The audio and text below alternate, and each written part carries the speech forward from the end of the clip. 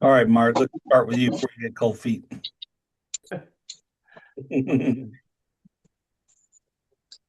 Well, first of all, I don't think I'm as discerning as a lot of you guys about, kind of figuring out what my experience is doing.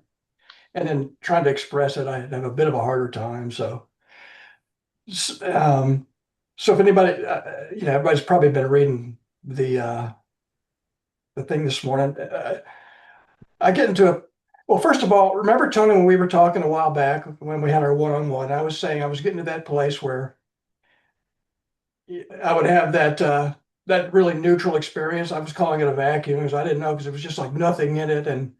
But anyways, I kind of stopped with the effort of trying to really look at it as if it wasn't here as part of me. Anyways, so that's softened and it's just for the last few weeks, it's just here. It's just all everywhere.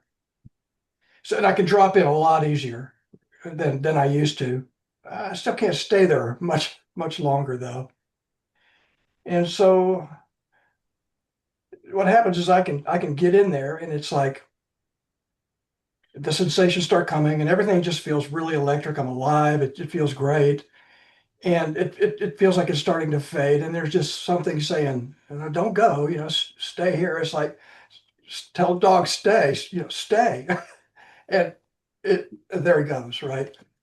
And it just feels like it's just the effort itself that is doing it. It's not any particular thought or anything like that. It's just the effort of trying to stay there. It's like if I walk across the room and I sit on the couch, I don't have to try to stay there. It's easy. I'm just there, right? And for some reason I keep thinking I have to try to stay there. It seems like I shouldn't have to try, right? And that's just how it. That's what's frustrating, I guess. Yeah. This is the this is the difference between like realization and non-realization. It is the switch between Mark the person and the field. So that efforting is selfing. That efforting is the contraction of a thought you're believing about I need to get back to where I was. So part of the seeing is that relaxing. You see the contraction trying to take hold. Like you said, I need to get back there, or this isn't good enough. Seeing that very clearly as it's formulating in consciousness unbinds it. So when you feel that ungrasping nature, like you said you were, what's happening is the contraction is starting to be believed again. There was either you got really tired of the efforting, and so there was a natural letting go that you weren't aware of because it was a exhaustion or a tiredness. And then after a little bit, the mind's like, all right, you've done enough of that. Believe this thought. You're not good enough. This isn't good enough. You haven't realized awakening. You're not enlightened. Believe these thoughts and keep proceeding to find enlightenment. But it's all a loop of thought and belief. But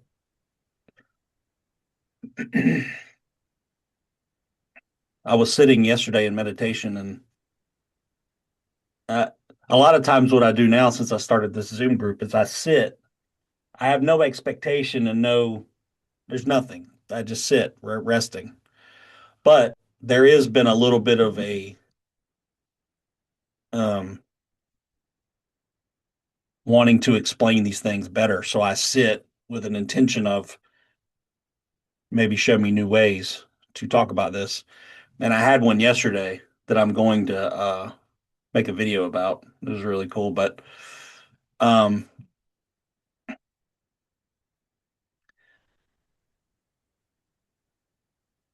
that seeing there what you've got an expectation and you have a view already in place that's like an assumption of Mark existing as a separate person who needs to then do something to get back to a place. So what's happening is when you have that ungrasping, that relaxing feeling, you're resting back into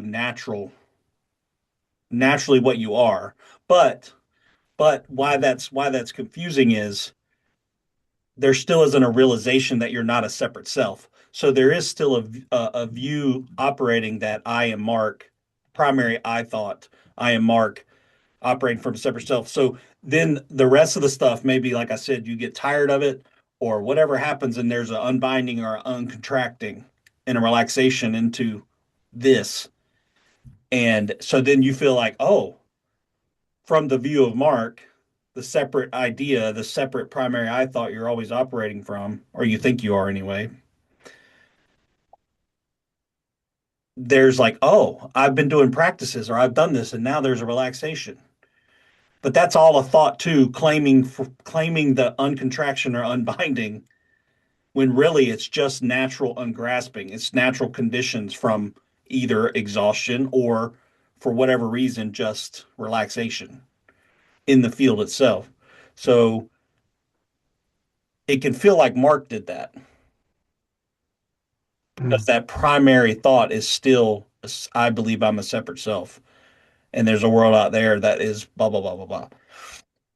So then from that small primary view, even though there's been a relaxation, because that view is still there, then there's an operation. The new operation says, "Ooh, I gotta get back to that. My life was better when I wasn't doing that." And then that creates a an oscillation of sandpapery thought, contraction, energy, efforting. I got to do this, and that's what the whole seeking thing is. It is that I work until I'm exhausted. Then I have something or I read something or I hear something from someone that that I realize like, oh yeah, I am doing that. And then there's a relaxation. Then you think Mark saw something, read something, and then Mark decided to relax. But that's not what's happening. That is claimed by the I thought after the relaxing happens. You know what I mean? Yeah, yeah, I think so. I think so. And I just So need to. that's why it can feel like a battle. And that's why seeking feels like a battle. And that's why doubt thoughts come and then they are believed. That is the battle. That's the loop. Within the field that you already are and always have been, Mhm. you know what I mean? That's what everybody's doing. So Yeah. seeing that clearly in the right moment, especially, will could have an insight or a realization. Oh, that's what's happening. And then there's a relaxation. Or maybe there's a realization that you are what has always been. But see, that's not a achievement. It's not a going forward into experience and achieving something or fixing. It's a realizing right here what is happening, what's always been happening. Mm. So when something happens and there's thoughts come before belief takes hold and you're off in the thought loop, the practice is seeing right there where the thought loop starts to grab and belief.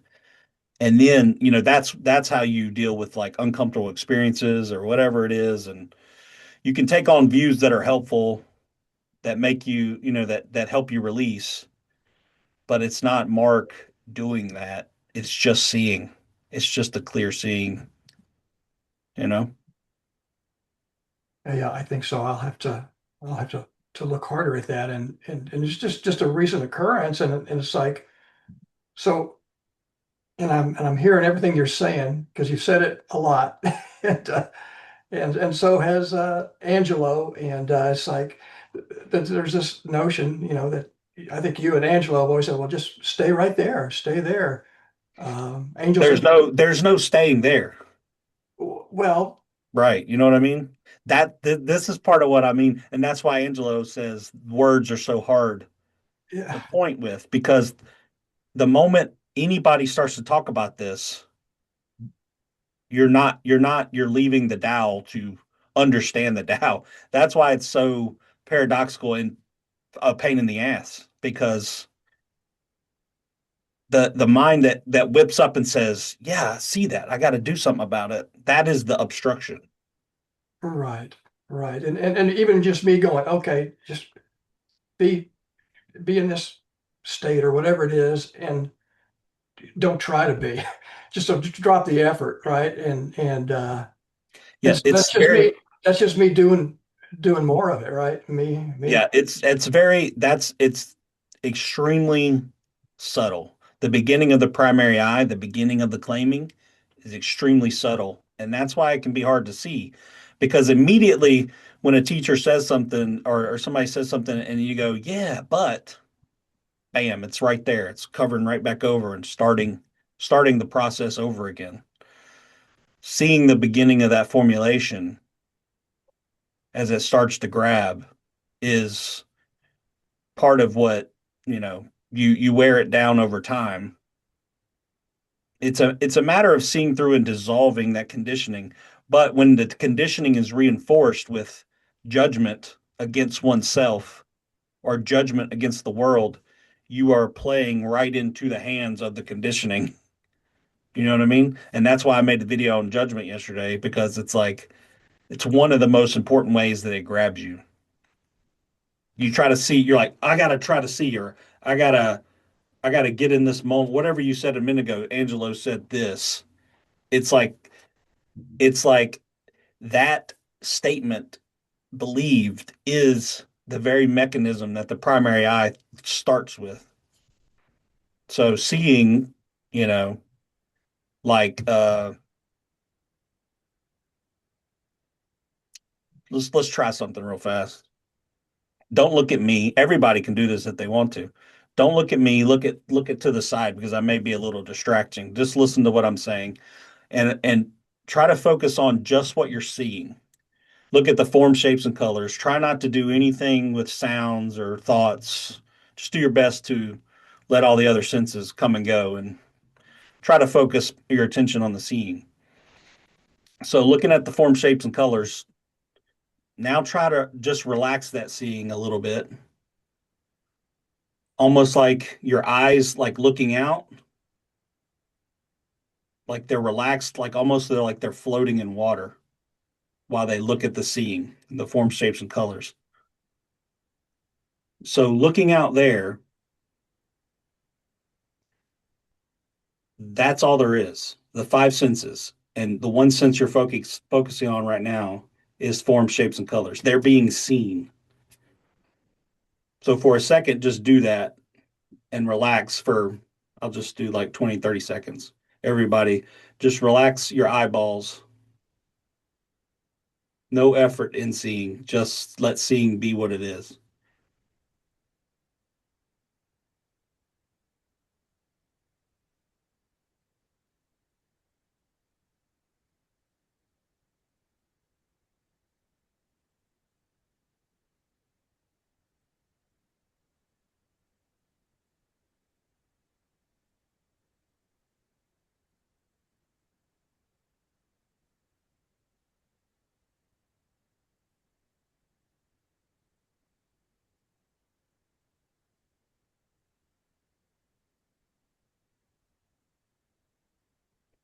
Now, carefully look and notice that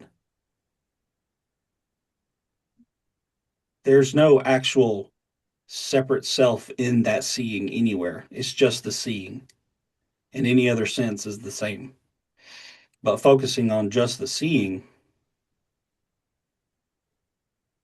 when the urge of selfing happens, you can almost see that it's almost like a wavy contraction in experience. Like there's an actual energetic contraction when something starts to grab. But if you recognize from that seeing that contraction that it's trying to contract, and then there's a relaxing, then that contraction stops, releases. And then what you're looking at is actually hollow and empty. It doesn't have a core. The core sense of a separate self is energetic. But in the actual seeing, which is always happening, there's no core. It's hollow. You are the environment. The you think you are is that wavy, contracted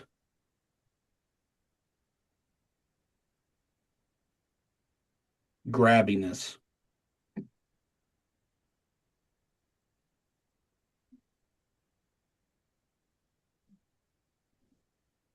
The five senses, the thought that comes in and says something needs to be different is that contraction.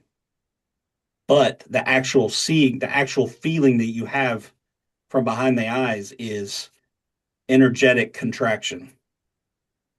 And then the thought, you believe the thought, and then more energetic contractions. But the actual seeing and then the thoughts that come in, they're hollow. They're literally coreless. It is empty. It is oceanic.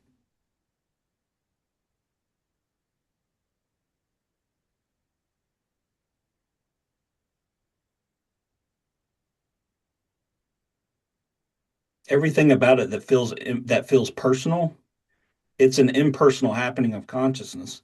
But everything about it that feels personal is a thought believed.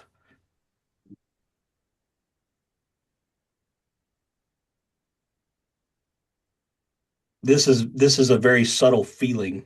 You have to look really closely in your experience as you're looking out. And if you just use scenery first, just notice the form, shapes, colors, because that's the most obvious in your experience. You spread that out and relax.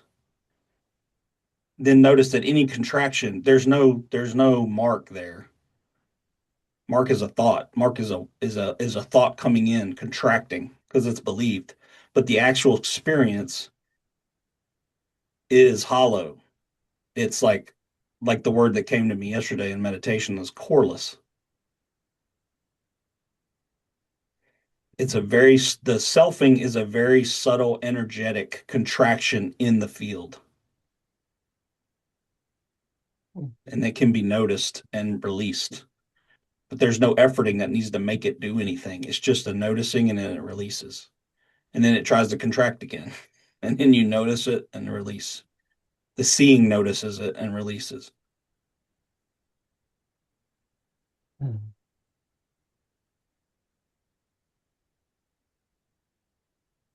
So that's good. I'm just pointing that out for everybody to try. I'm going to make a video about it too, and maybe a guided. Do you get a feel of that? Yeah, yeah, for sure. I know to it's hard to do with sitting in a Zoom with everybody and everybody's looking, but if you do this alone Mhm. and you really settle in, you're not trying to make this happen. The noticing, the subtle noticing is any effort to mess with your experience is the selfing mechanism. But the Right. actual taking it all in, the selfing mechanism is a sensation that you think is behind the eyes. But the sensation that you think is behind the eyes is just the contraction of sensation. It's not a mark behind there. Mark is a contraction of a thought that you have believed since you were little because that's what you were called. But that's all it is. And that's what's funny about it. But all the efforting that we do and all the frustration that we do, and I'm not making fun of anyone here or making it, I mean, nobody did it harder than I did. But the reason why I want to point it out and do this repetitively is because that's how it's released. I think a lot of teachers don't talk about the subtle efforting and judgment, which is why I think seekers stay in seeking forever because a lot of teachers will talk about Oh, enlightenment is this, and Angelo does it really well. He short circuits it really well. It's not an event, it's not in the future, and he talks about future and past thoughts. But the future and past thoughts about anything that happened in the past and anything that happened in the future is also coreless. The word that kept coming to me yesterday was coreless. The core feels like there's something in there, but the onion on the inside, there's nothing in there. When you take the layers off, there's just nothing there. It's coreless. That's what this is all the time. And all those layers of the onion are thoughts, contracted energy that is believed over and over again. But if it's seen to be that, it releases. And the frustration part is that it keeps doing that. But from the coreless experience, it just needs to be seen over and over repetitively that that's what's happening. And then when a judgment thought contracts in this hollow experience, it just needs to be seen that that's what's happening. If you say, oh, fuck, why is this happening? You're contracted back into the loop. The loop needs the contraction to function. Otherwise, the loop makes experience become like a whirlpool, still coreless, but it has the appearance of a contracted separate person. It needs the energy of the attention given to it from the field to manifest into a conditioned experience. So what you have to see is to turn around and see from these eyes the conditioned experience trying to contract and happen, and then it can be released. There's no effort there. There's no effort. You see what I mean? Any effort, any talking about I need to get here, you're putting time into something that has no time. Mm. Yeah. And then saying, I am formless awareness. You are contracting the uncontractable down into something called formless awareness and believing you're formless awareness. But that's just a more fancy, subtle spiritual name for Mark. The actual thing is hollow. It cannot be, it's empty. It cannot be held down and contracted into something. It can because it does, and that's what the relative is. That's experience. That's the game. That's what people believe. But what we're doing here is trying to see through the game. And it's not easy because it's conditioned and it's in a groove and it's been that way forever or since your experience started. Right. Yeah. And I just need to look at that action when it's coming up, or Yes, happening. and relax it because the words you said before, which I don't remember exactly what they were, you got to catch the statements that you're saying that is a belief or an assumption.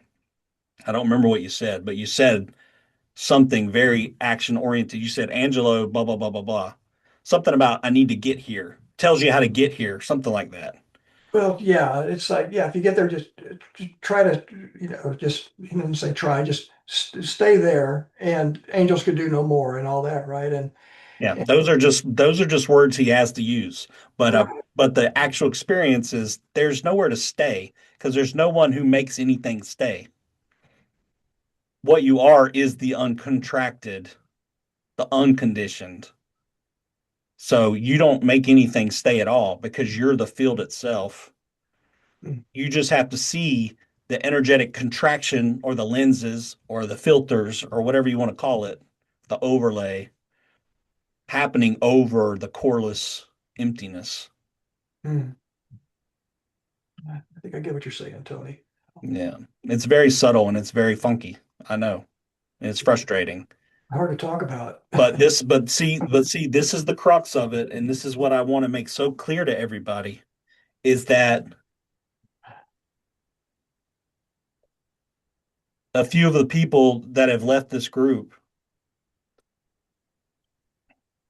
I mean, I don't know what they've said or done, when they leave, but the point of it, to go look for other teachers and all that stuff is fine. But do you see how doing that and saying, this teacher has what I need, whether no matter what it is, And I still make recommendations, right? Because I don't know what's going to make someone see something. But the main point is the very move to go to a teacher and say, I need this or another book or another video is you're already giving the attention to the world that I'm still contracted. I need something it's going to make me more contracted because you're always going to take the view with you no matter where you go. The view is what has to be dealt with. And when Mhm. it gets very subtle and the view gets scary or it gets whatever, the mind's going to say, oh, this stuff is bullshit. Or that teacher, he wasn't for me. He didn't know what he was talking about. And then they go on the next teacher. And then 98% of the world doesn't even look at this stuff. 98% of the people who do this stuff don't see it. But it's not because it's some achievement or it's something hard. It's because they will not turn around and look at that view dead in the face and deconstruct it. So that's what I try to do here.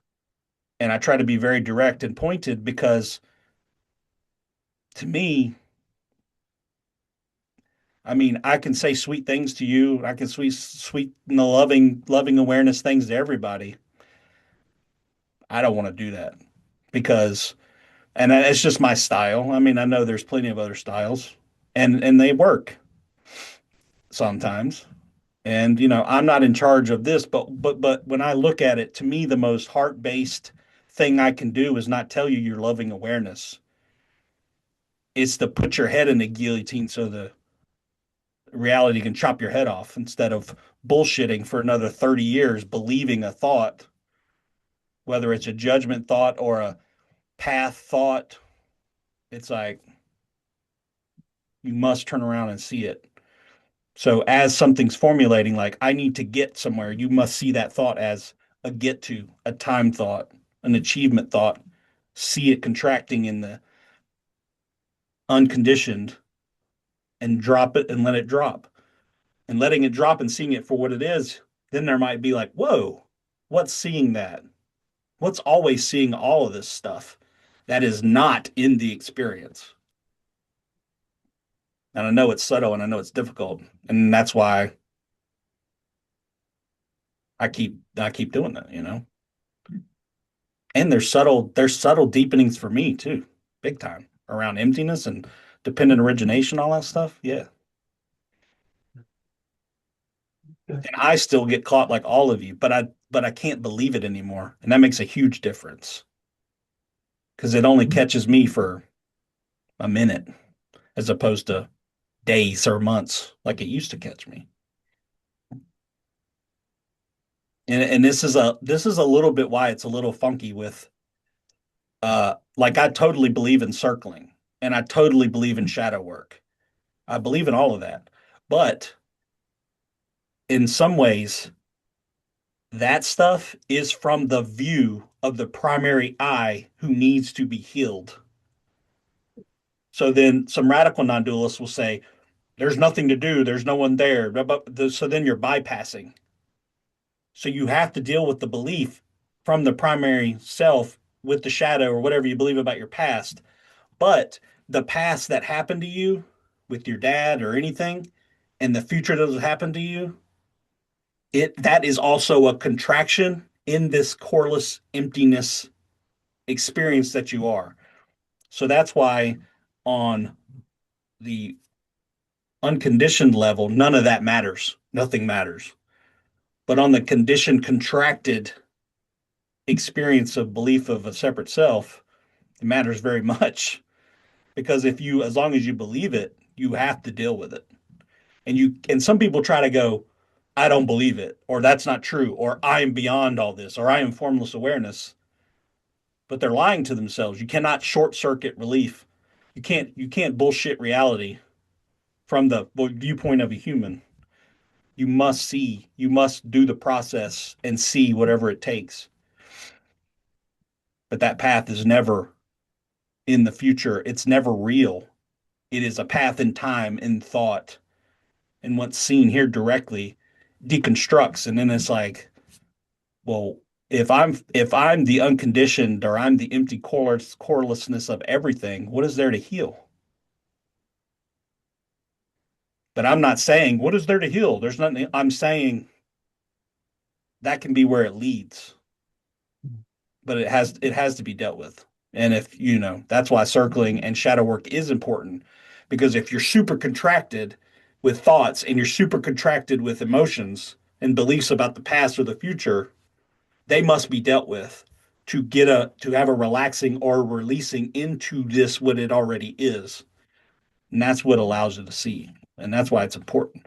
But the actual insight into emptiness destroys all of that. Or it sees that it was just an organization, contracted belief and experience, you know. Like I told that story before about my friend whose dad was in prison when he was young, and he thought his dad didn't love him because all the stuff his mom talked about him. And then later, blah, blah, blah, blah, he found out it wasn't true. All this stuff was completely not true. And in that moment of insight of actually realizing it was untrue, all the beliefs of hate and anger he had about his dad disappeared in a moment. That's how crazy this stuff is. It's a contracted energetic belief in consciousness. But consciousness itself is the open, unconditioned thing that allows all of that to be experienced, good or bad. And that's why it's full of love and beautiful, because it's like, oh, I'll accept all of that. And I'll also accept the unbinding of all of that. So that's what we're doing here.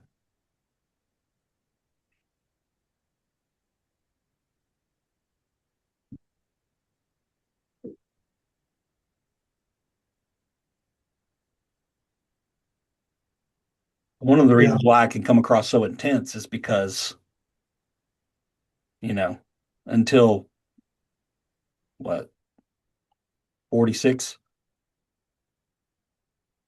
I had lessening and lessening versions of it the last 10 years up to 46. But it's like I can be intense about this stuff because I don't want people to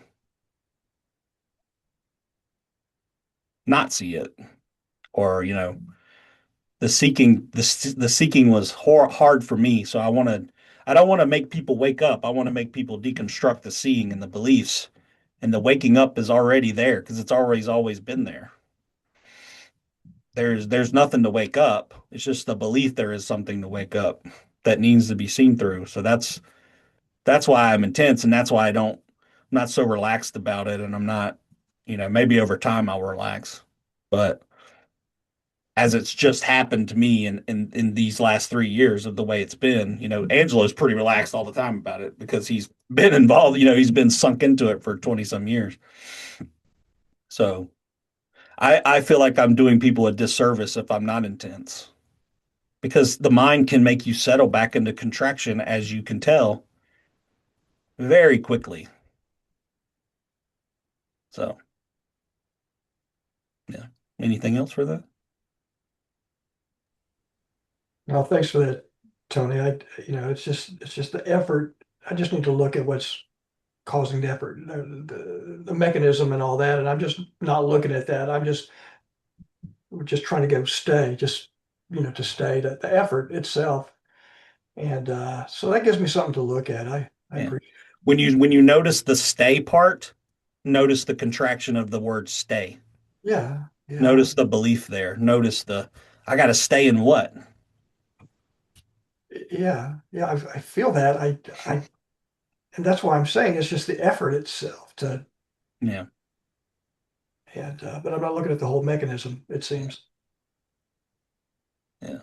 You're the emptiness that has nothing. You're the unconditioned that has nothing. And then the word stay within the unconditioned is something you're believing.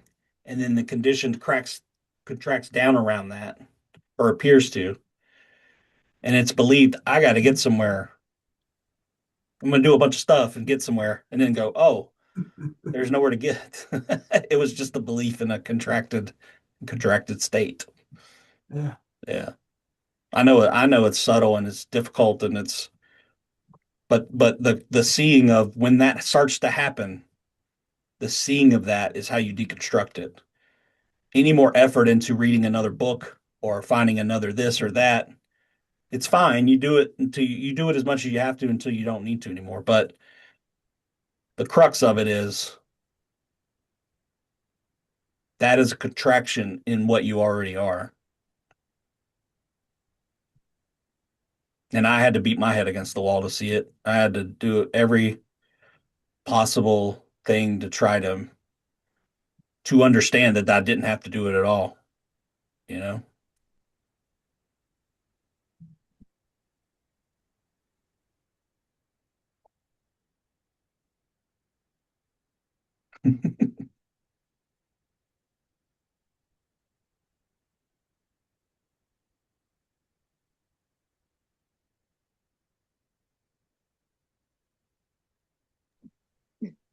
Just try for the when you feel that if you have the movement of that relaxation you feel, and then you start to feel the grasping or the shouldn't find that stillness. You know what I mean? Find the stillness, find the ocean of aliveness, find the stillness right there. And from that still, take a second to find the stillness and then look at what's trying to grab, trying to contract. And then when you see it, just find the stillness again, relax again, and keep looking. Don't try to manhandle anything. They won't, because the man, think about manhandling, you are contracting. It is contraction. Okay. Yeah. Sounds great. Yeah.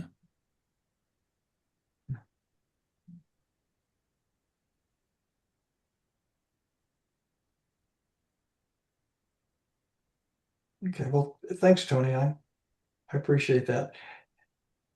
Yeah. May let somebody else have some of your time. I did some That people. was really for everyone anyway, because I was doing the guided thing at the beginning. But yeah. Well, it's real helpful. Very Yeah. helpful. Cool. Kara?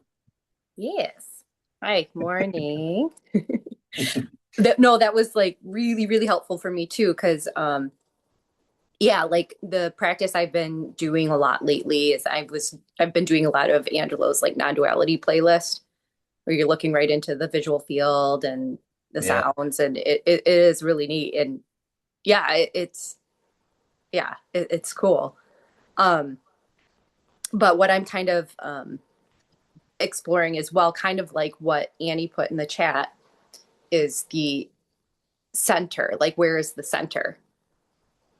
In experience, and it feels like there. It definitely does still feel there's a center, and yeah, I'm having a hard time with that.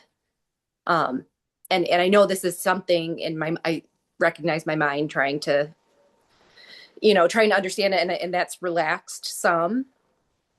But is it just a matter of repetition, just practicing it over and over and over, um, just It's observing? like Frank Gang says, it's dissolving.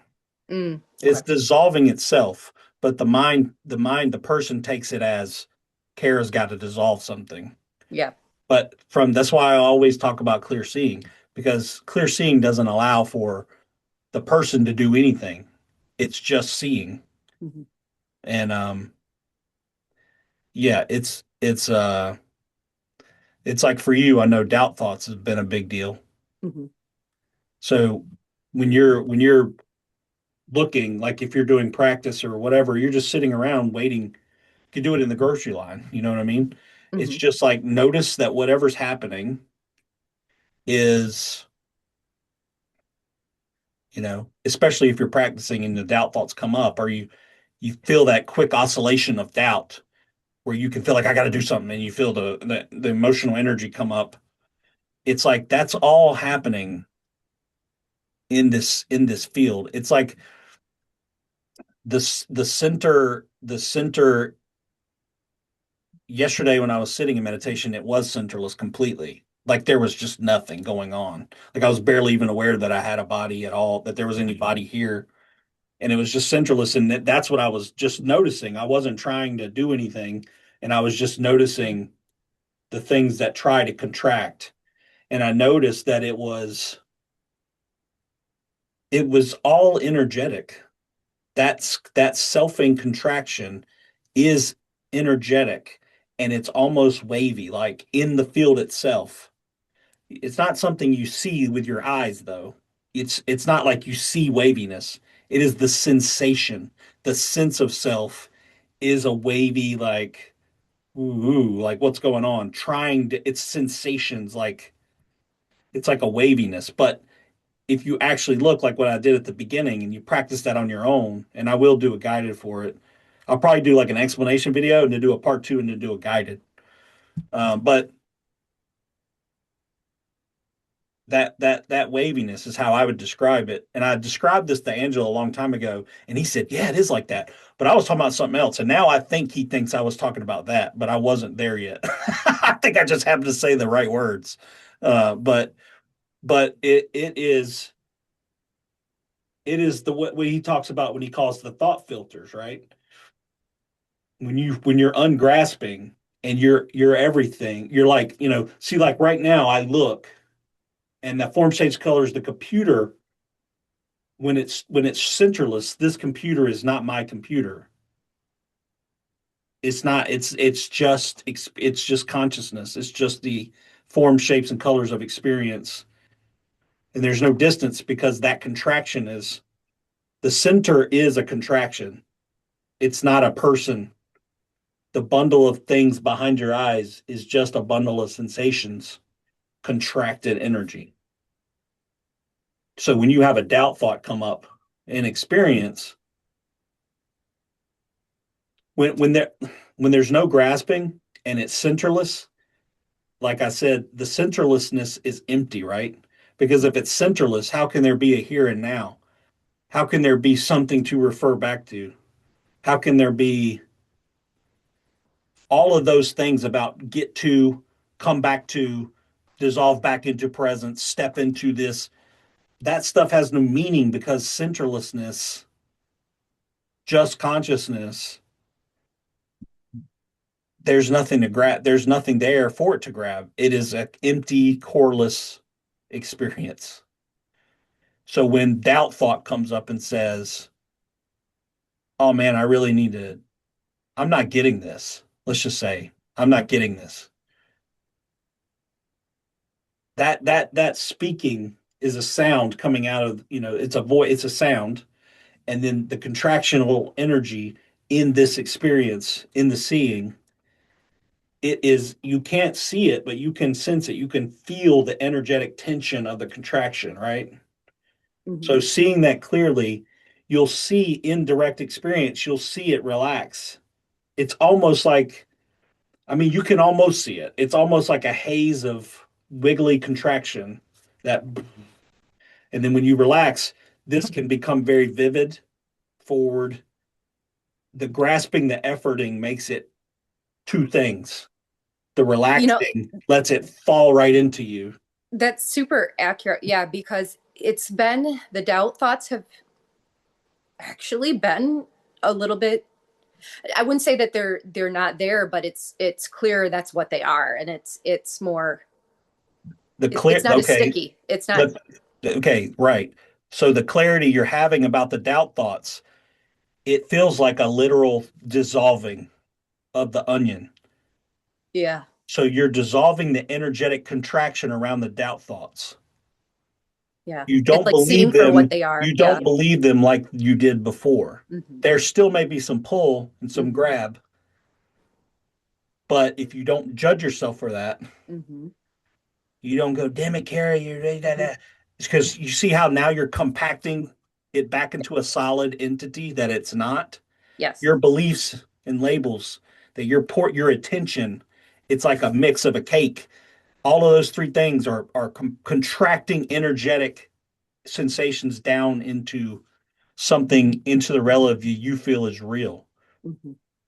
So Yeah. it's all about the belief that you give it, the meaning you give it, the labels you give it, a doubt thought.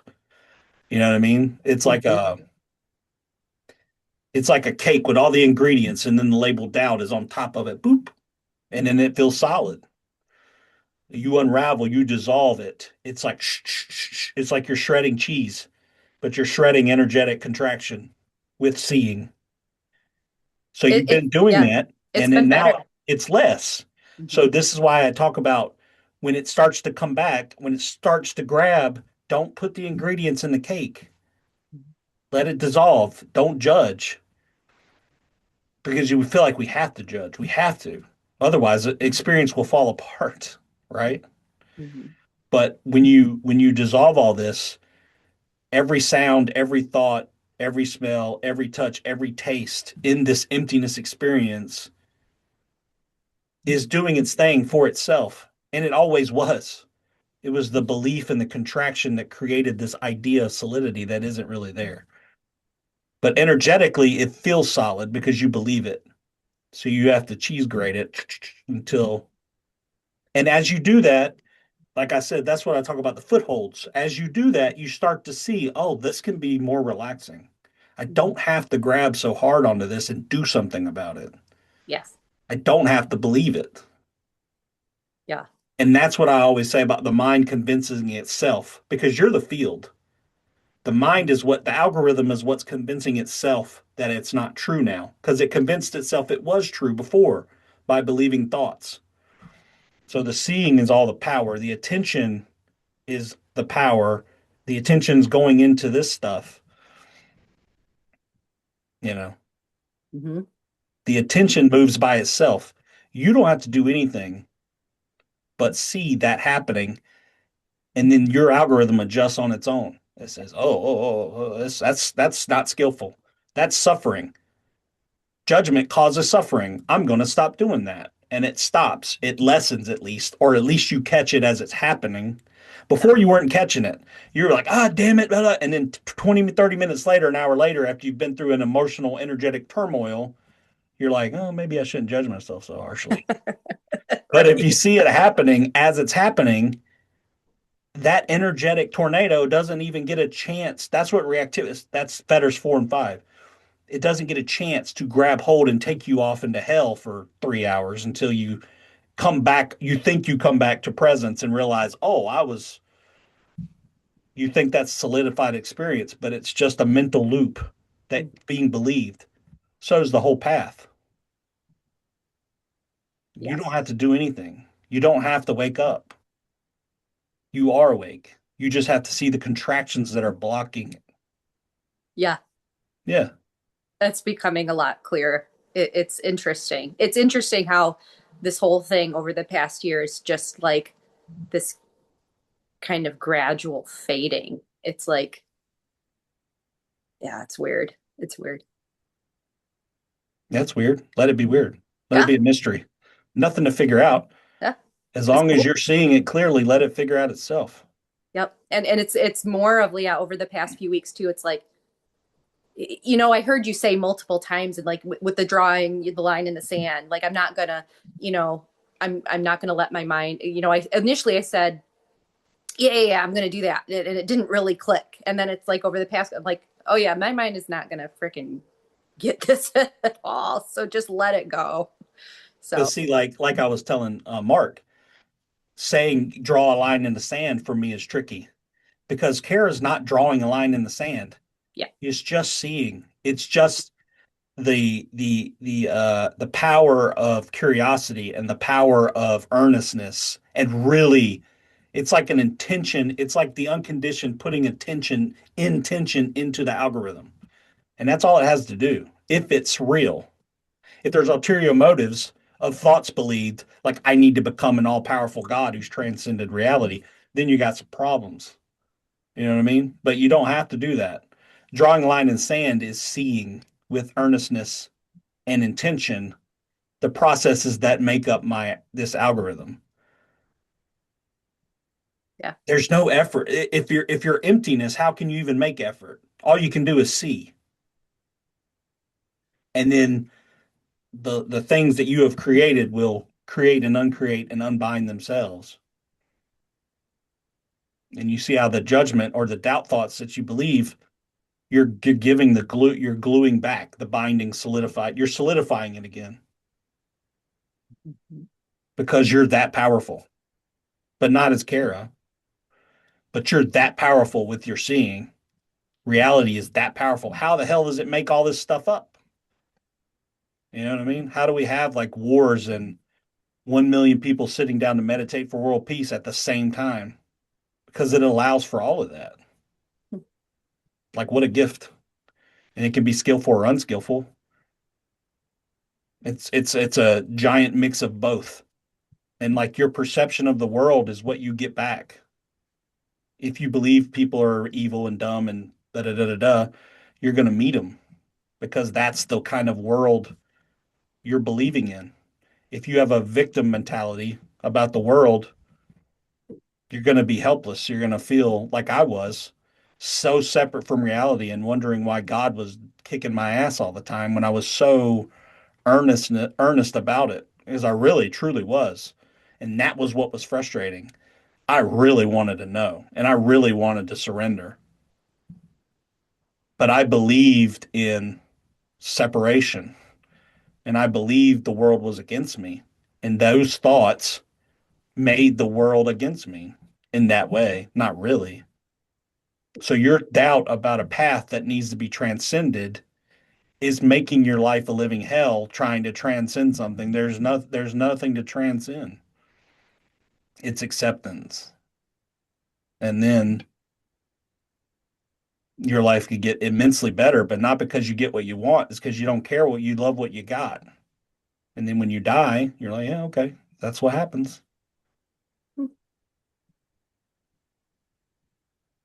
Yeah. You got it so like so much. Like I see it on your face. You just have to give yourself permission to stop doubting.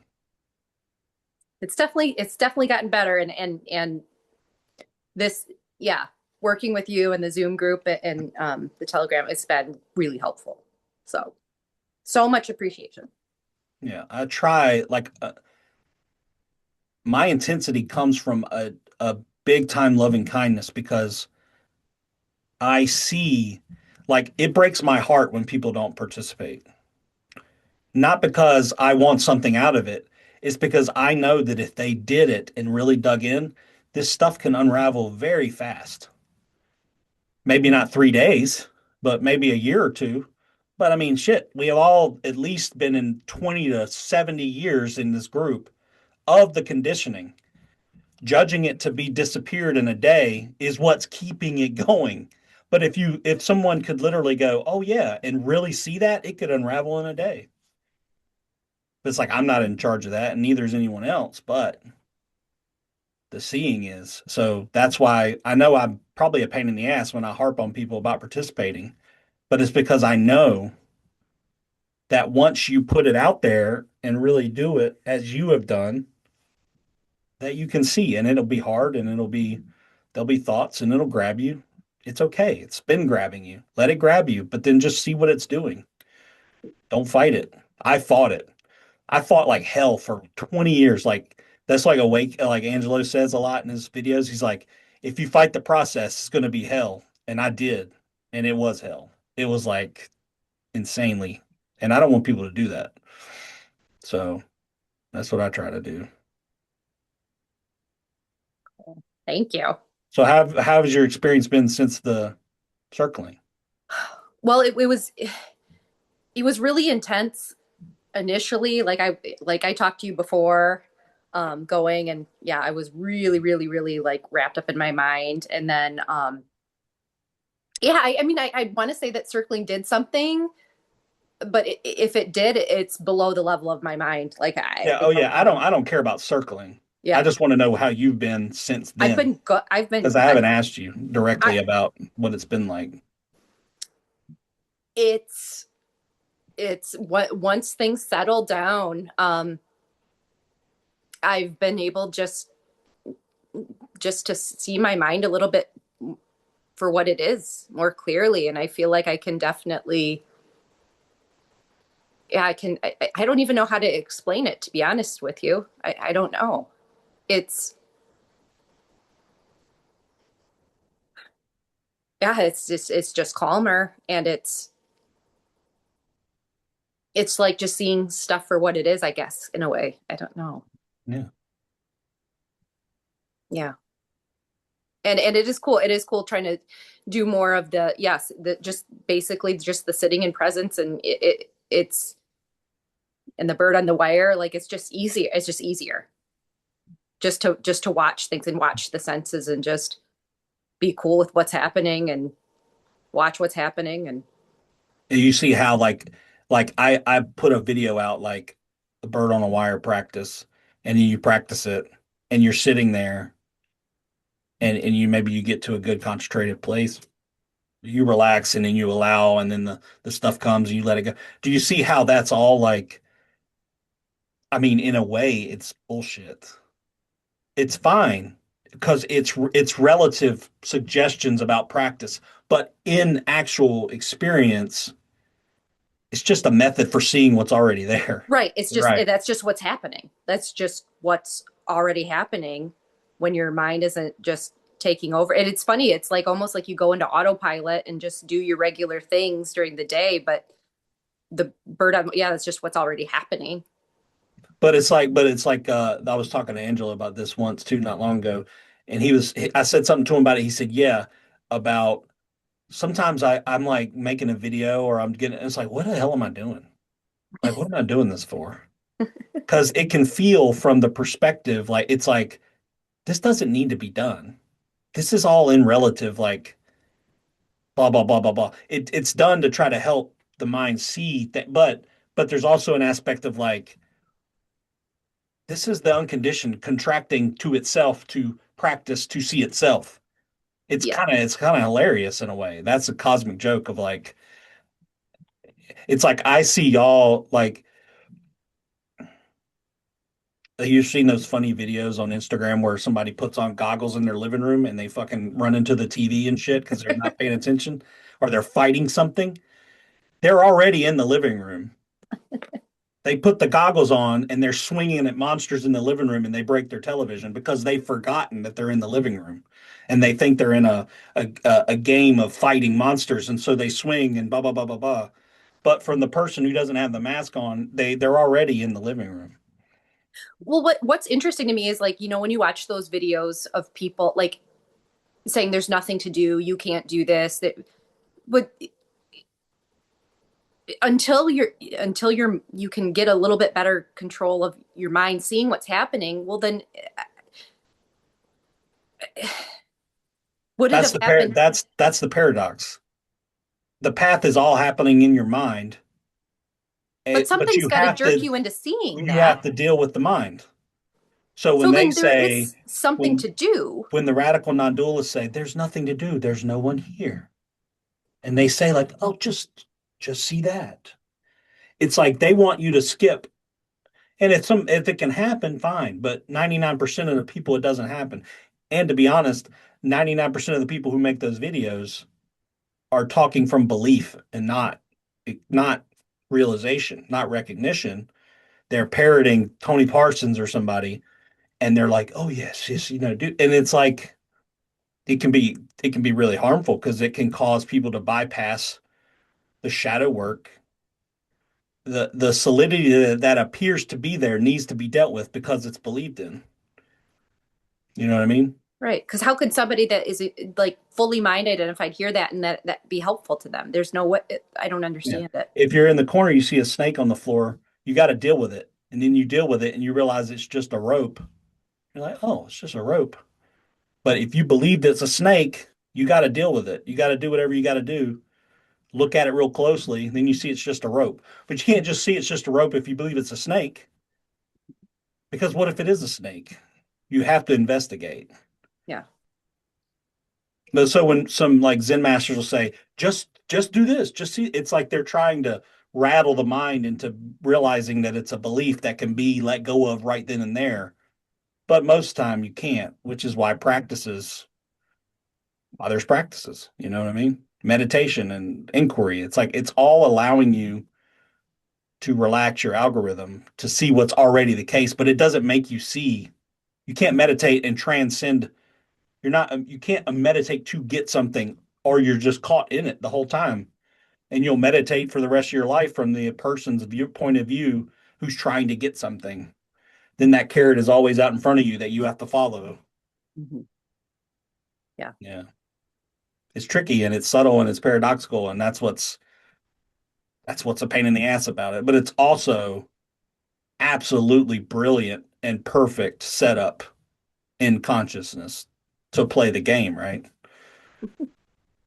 It is a way to forget that you are this to do things. And the great power of it is it'll allow you to do whatever you want. You can believe you're a victim and be one. You can believe you're a powerful this and that and take action and become one. Michael Jordan become a basketball player because he believes in da da da da, and he believes that he's got to practice, and he does, and it conditions the body, and it's like it whatever experience that it needs to have, it allows for all of it. But what we're doing here is to try to see the origin of it, and there really isn't an origin. It becomes so it you see that there's no way things that they are solidly, so it can be anything at any time and then transform constantly into something else. You could be a victim for 40 years, see something clearly, not be a victim anymore. It could disappear in a day if you see something clearly. Now, if you were a victim for 40 years, doesn't that feel solid? But why is it solid if you can have one change in your experience and change it all? Could be hateful and have a near death experience, see something very clearly about the afterlife or whatever it is, become a completely different person. See tons of stories like that.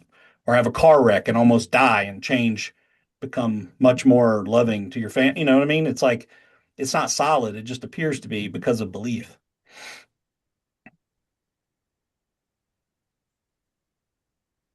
And I saw it clearly for what it was, but there's still conditioning here. The algorithm is still conditioned, so there's still stuff to work on and to unbind. So it's not there's no transcendence, it's acceptance. It's drilling into an acceptance you know, and I won't do everything perfectly, and neither will you. But you're the unconditioned, so then you can accept the conditioning. So there's less judgment. And then you accept the human part of yourself more. You're like, oh, it's okay. It's just this conditioned thing doing its thing. It doesn't get it right all the time. She has doubt thoughts. You can cry if you want to. You look like you want to. No, no, no, no. Oh, okay, I'm just good. letting it You just sink had that look in. on your face. I thought, No, okay. letting Okay, it good. sink in. And then my cat also kind of bit me, so that was nice too. Well, So that might do it. no, but no, yeah, Okay, cool. Anything yeah. else? Letting it sink in. It's been lovely. All right. Cool. Cool. Cool.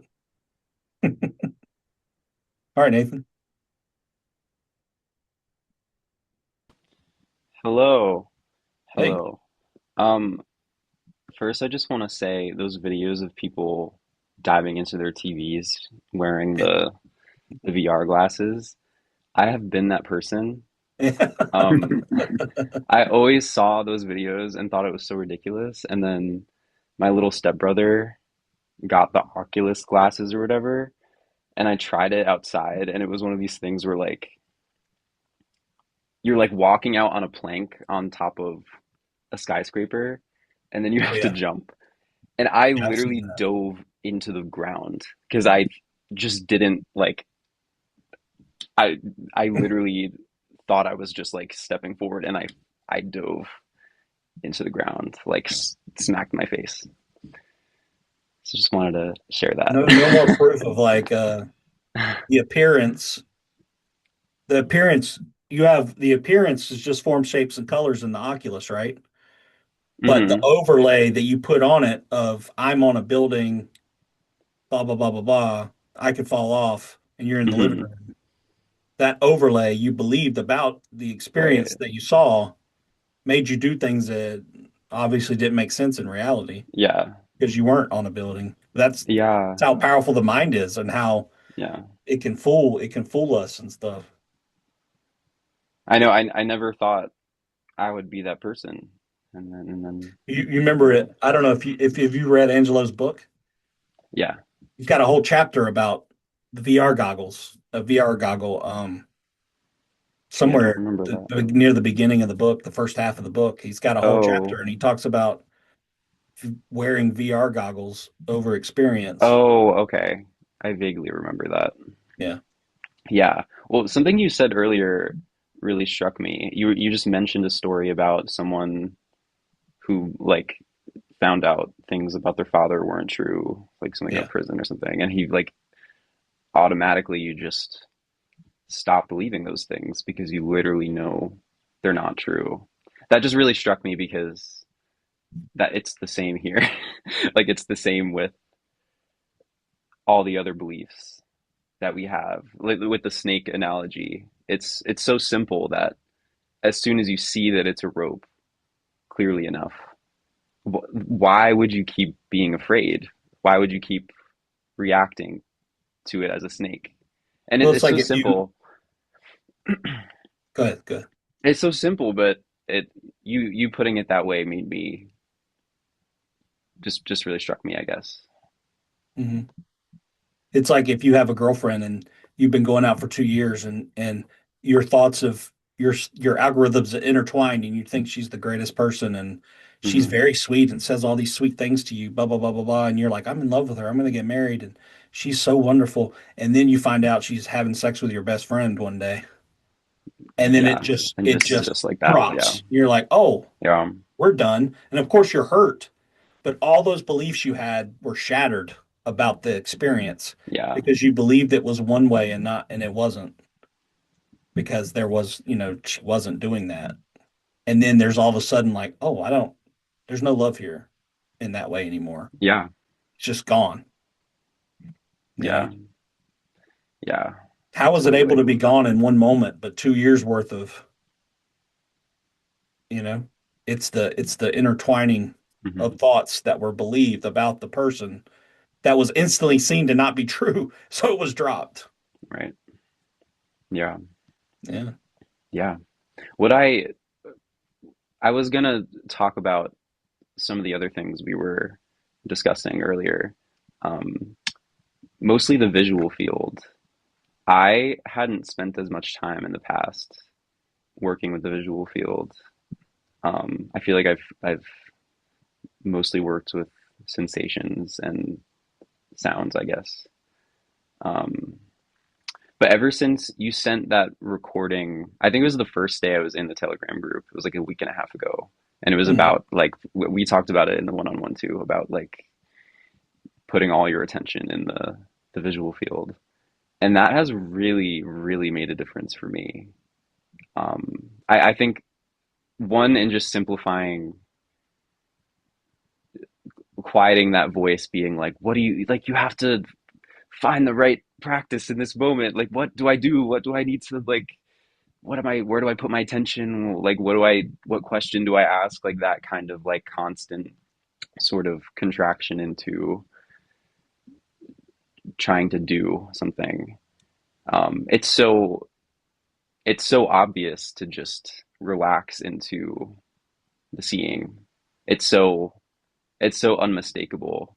And what I've discovered is that when I'm really absorbed into the visual field, it's really obvious when a thought comes up. Like far more obvious than any of the other senses, at least I've been finding.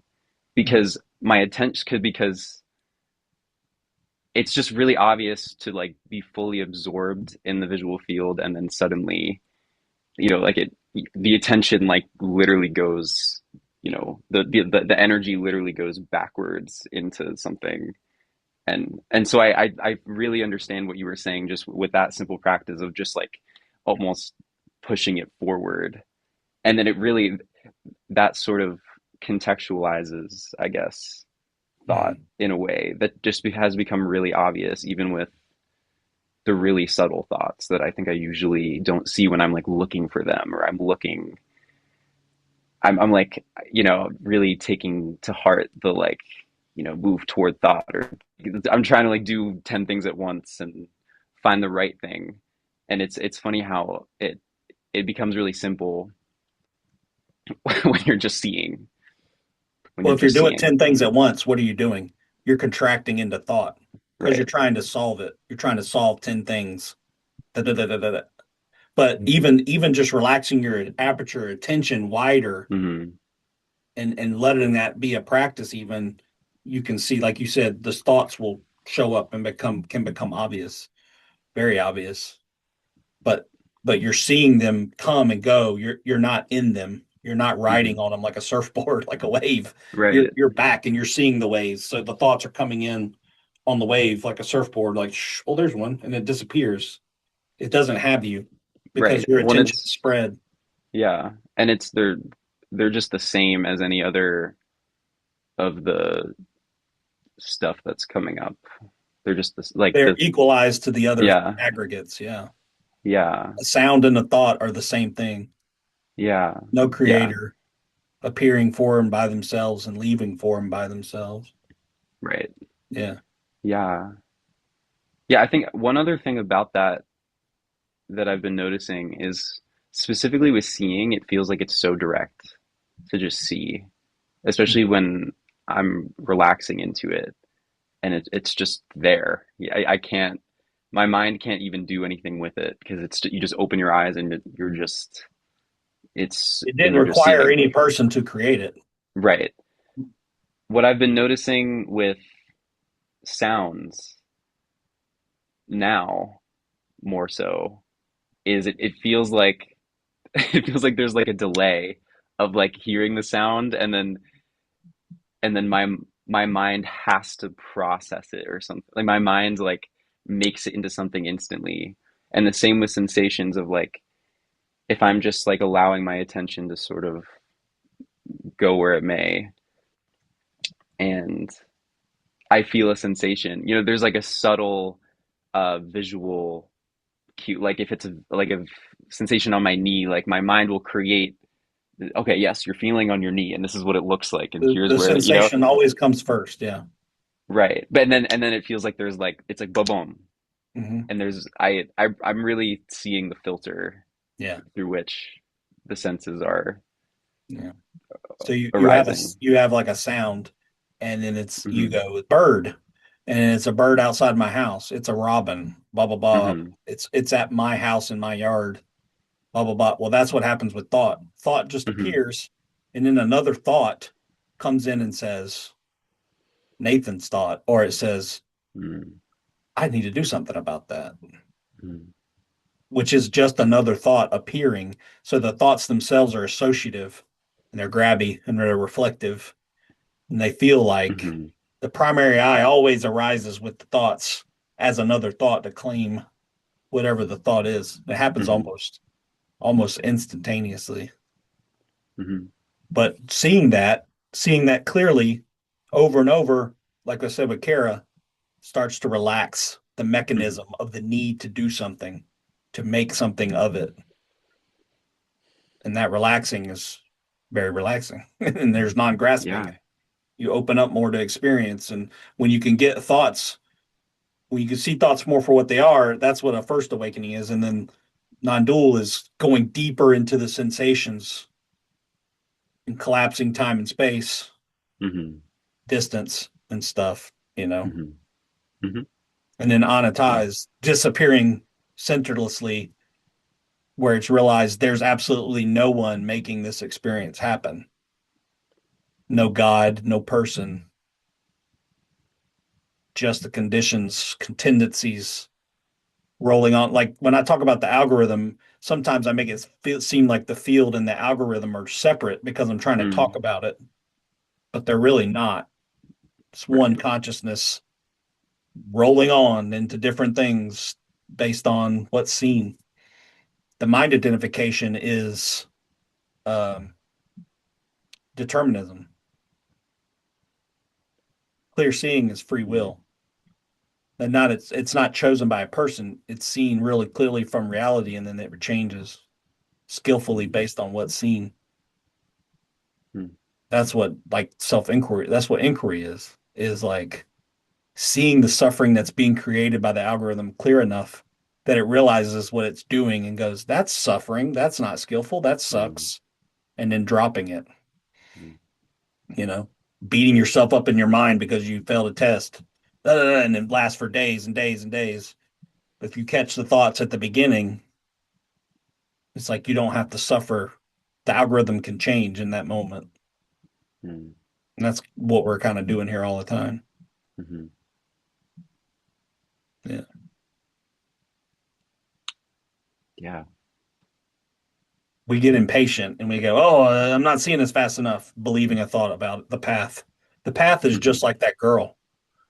You believe, "Oh, this path is wonderful. I'm going to do all these things and I'm going to go forward in time and I'm going to achieve something. And one day it will be mine and I will transcend this human experience and I will become, nothing will touch me. I'll never be hurt again. I'll blah, blah, blah, blah, blah." And then you, just like the girlfriend, you realize that that was all wrong beliefs about a path that doesn't actually exist in that way. Mm. But as a path, it is real because it has to be seen through. The seeking in the path is a belief or a whole looping of beliefs that need to be dealt with. But the mind continues to believe that it needs to be transcended and it just needs to be seen. It believes it needs to do a bunch of effort, but it really just needs to be seen for what it is. And then it unformulates right there in front of you. Well, that's a realization. Oh, it's not an achievement. It's not, I know this now. I'm going to do, I did this. It's a seeing that that's all fake and false. And yeah. Mm.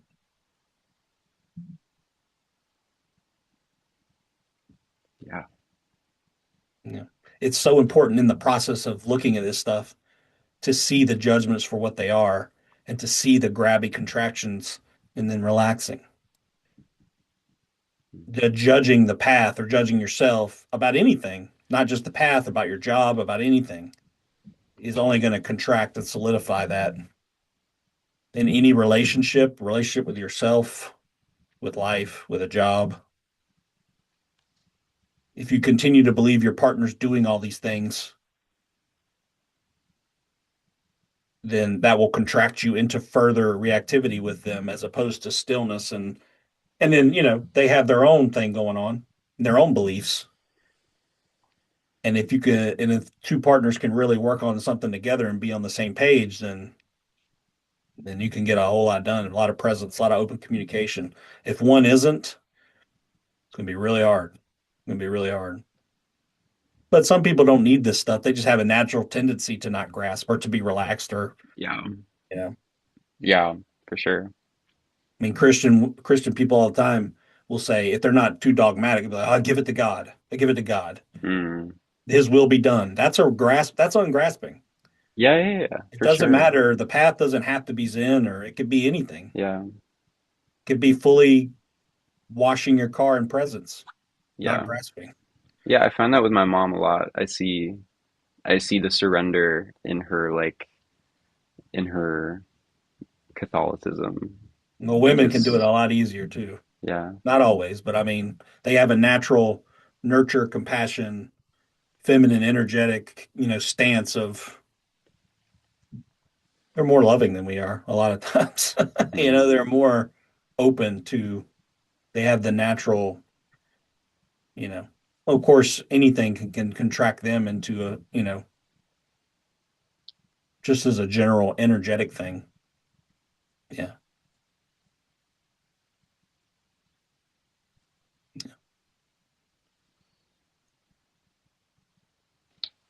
All right, well, thanks for that, Tony. Oh, yeah. I'm glad you're here, man. I'm glad you came. And so is everybody else. Appreciate it. I appreciate If it. they're not, I'll slap them. Just kidding. All right, Joanna, what's up?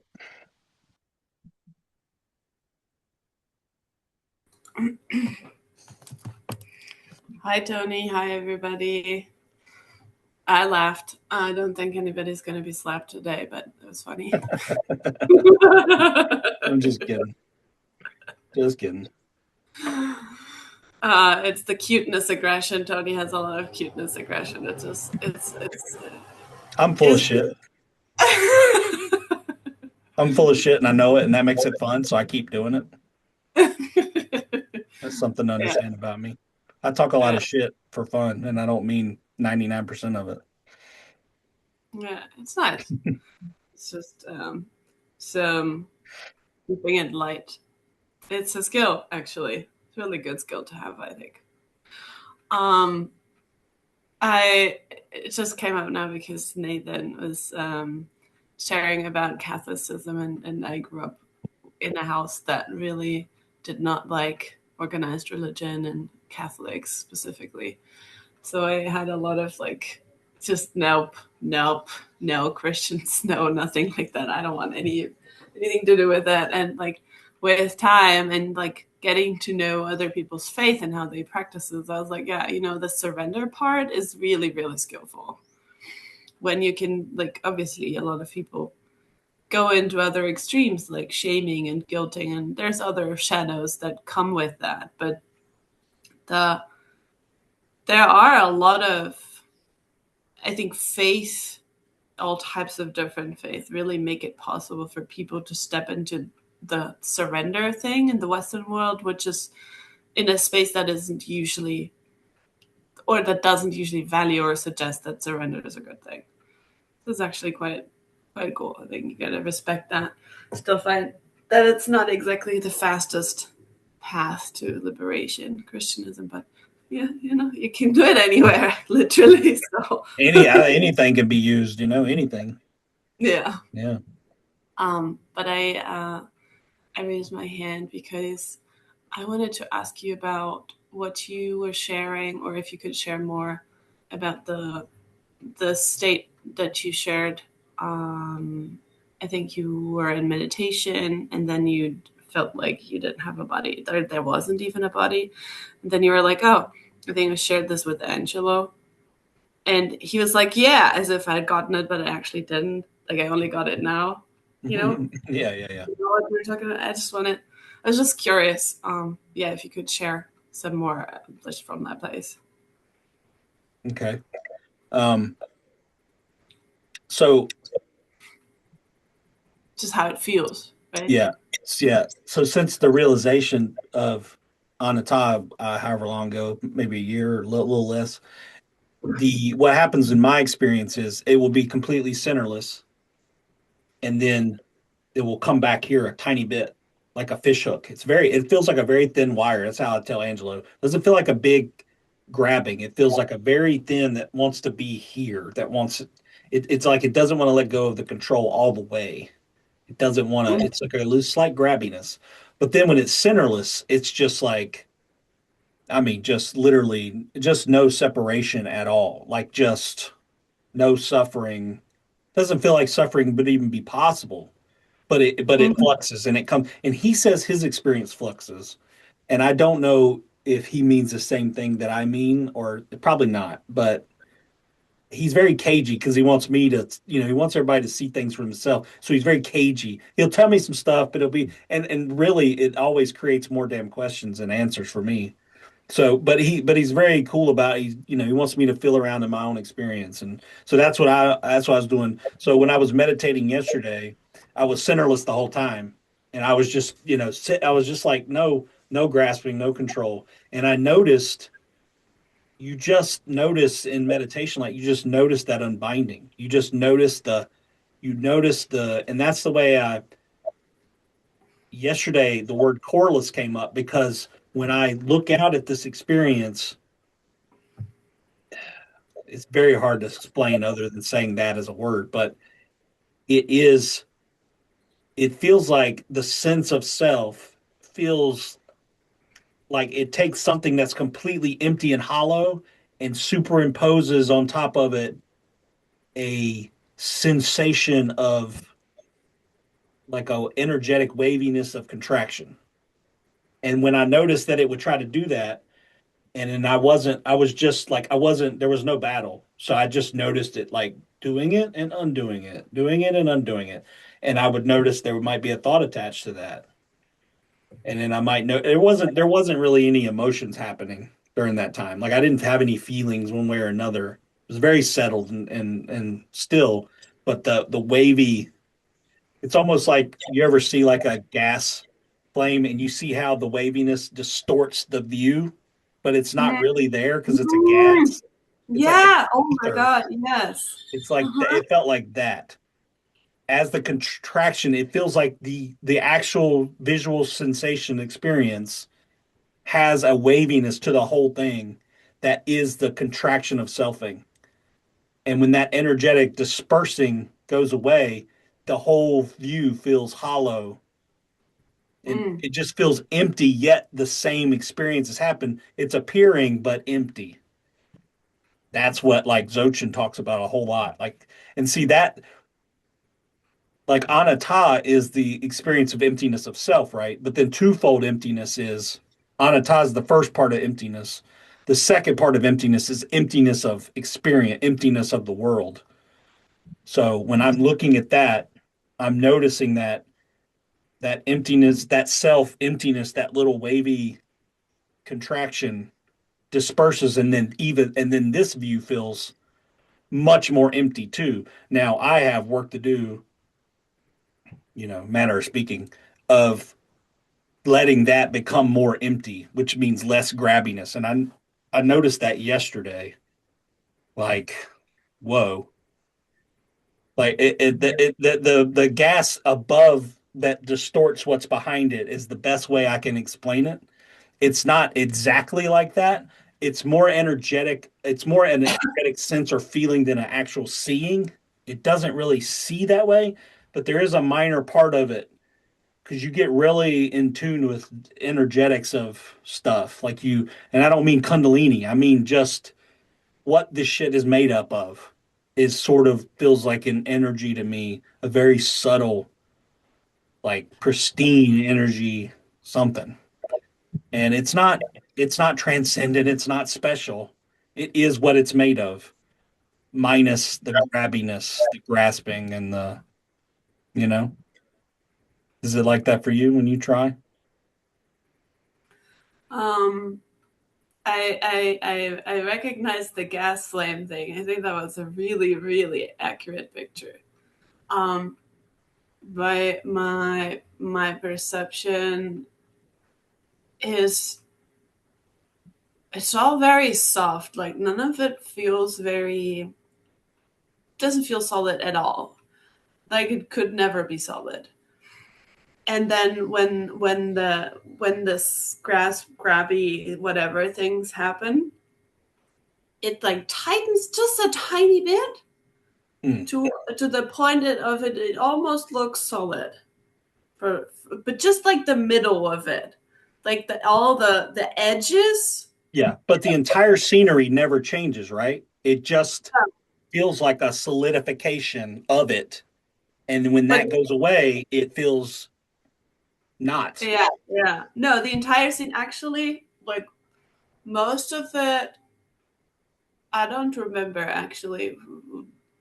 It's been a while where that I like the scenery goes away. Yeah. It's usually around the edges. Like the tightening only happens like kind of like in maybe like a square meter or something, Yeah, just yeah. right in front of me. I can tell Well, like the edge. because behind the eyes, the sense of self feels like it's the center of experience. So it makes sense that the edges feel that way, and this feels more solidified Yeah, in your experience outward, because yeah, that is the contraction yeah. of self, you I know? don't have a center behind the center of the eyes thing though. It's like No, the but you don't sense of have to. Yeah, yeah, no, but like the sense, I would say that whatever feels like self is actually here. yeah, It's at an arm's length. right. Because I remember that, like, oh, feeling like there's something inside here. I don't have that. What do you have when there's like a tough emotion? I saw you talking to Alma, and then you had a tough emotion when you were talking to her. So what does that feel like to you when it does that? Oh, you mean like last month or this month? I don't remember. It was one of them. It wasn't horrible. You didn't fall apart or anything, but you got teary-eyed, and I could feel you had a contraction there. So Yeah, I was yeah, wondering what that yeah. felt like to you in direct experience when it Oh happened. yeah, no, that was totally like, yeah, here, like I exist, like all of this exists, and even like the center of this exists. It's just been like at least weeks since the last Yeah. time I've actually felt that. So it probably feels like an But actual yeah, it's so contraction of energy, right? It feels like a subtle energetic yeah, contraction of this thing, but it's not yeah, actually a separate person. It is just a contraction of thought energy or emotional energy or whatever way you want to describe it, or both swirling together, cre- creating a yeah. contraction in the this experience of no thing appearance stuff. Yeah. Yeah. I guess what I'm saying is the difference is that mostly it feels now the field contracts, not so much it contracts here. Like Yeah. I can Yeah. usually it doesn't locate anymore in the body or behind the eyes or in the head or Yeah. something. It just contracts the field. Mm. And it feels like pretty much like a Your sound went away for some like reason. like an, I don't know, arm's length. What's that? I don't know. Your sound went away for like 5 seconds and then came back. I'm not sure why. Yeah, Yeah. that's it. But and that when it solidifies is very much like the heat waves on top of the gas flame, Hmm. exactly like that. It's Yeah. very, I mean, not exactly, Or but like a it mirage down the road in the desert. Like it just feels a little like distorted a little. yeah, yeah, yeah. Although like the general softness of things would be more akin to the waviness somehow of the mirage or even Mhm. the flames. It's just it doesn't actually wave. Like it doesn't move. No, no, no, no. Yeah, it So doesn't move in reality. Yeah, yeah. It is the energetic contraction of self, of selfing trying to like it seems like for you, like it might not be grabbing the labels as much, but trying to, yeah, you know. even when it doesn't like the part that's not contracted or when it's not contracted, Mm. it it has a quality like it would be the flame thing. I don't, yeah, I'm trying to explain something that's kind of not. No, no, no. I know what you mean though. Yeah, like it feels like it. I would have said that's a mirage. It's yeah, because that's the emptiness, right? That's the corelessness. Self is It a feels like mirage. it's not there because it's not there. Yeah, self to me is like a flickering ghost of Yeah. thought images,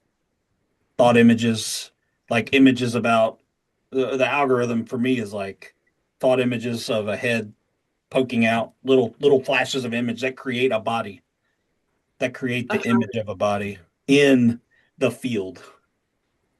Yeah. You know what I mean?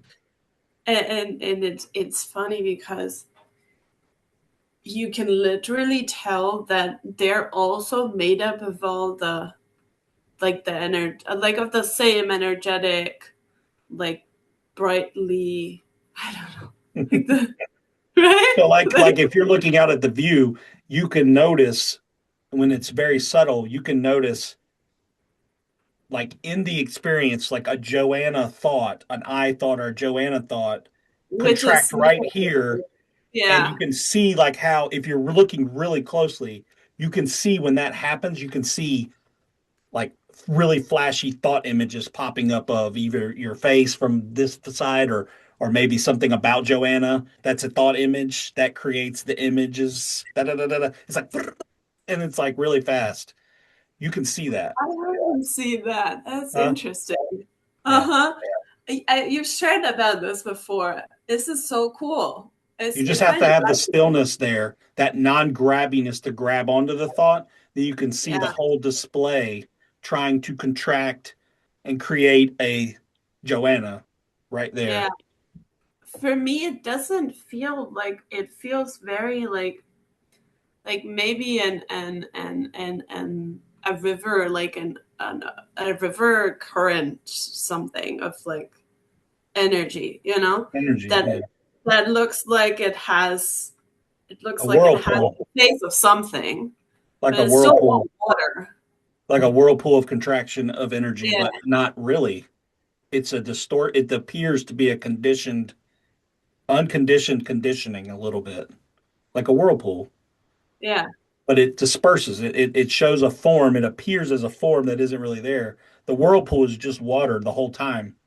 It's never a separate thing that is a whirlpool, but we call it a whirlpool because the water distorts into something that looks like something. But as So we say Luna that's said, a whirlpool, but it's not the water, it's still water. still Just water. as soon as you switch off the whirl part of it, it's just water. Consciousness distorts into the appearance of Joanna with an algorithm of images, Yeah. thoughts, identities, yada yada yada yada. Which is why in parts work you could bring forth an identity of your 8-year-old self. Because what is that? It's just Yeah. thoughts and memories about your 8-year-old self. It's not a real 8-year-old self that comes here, right? But in the field, it can be real as the thoughts and beliefs and emotions that made that 8-year-old self remember that and believe it and hold it. And that's contraction. That's energetic shadow contraction, emotional blah blah blah. When you do the circling and you bring it back up and you process it, it is unbinding the contraction from 8 years old.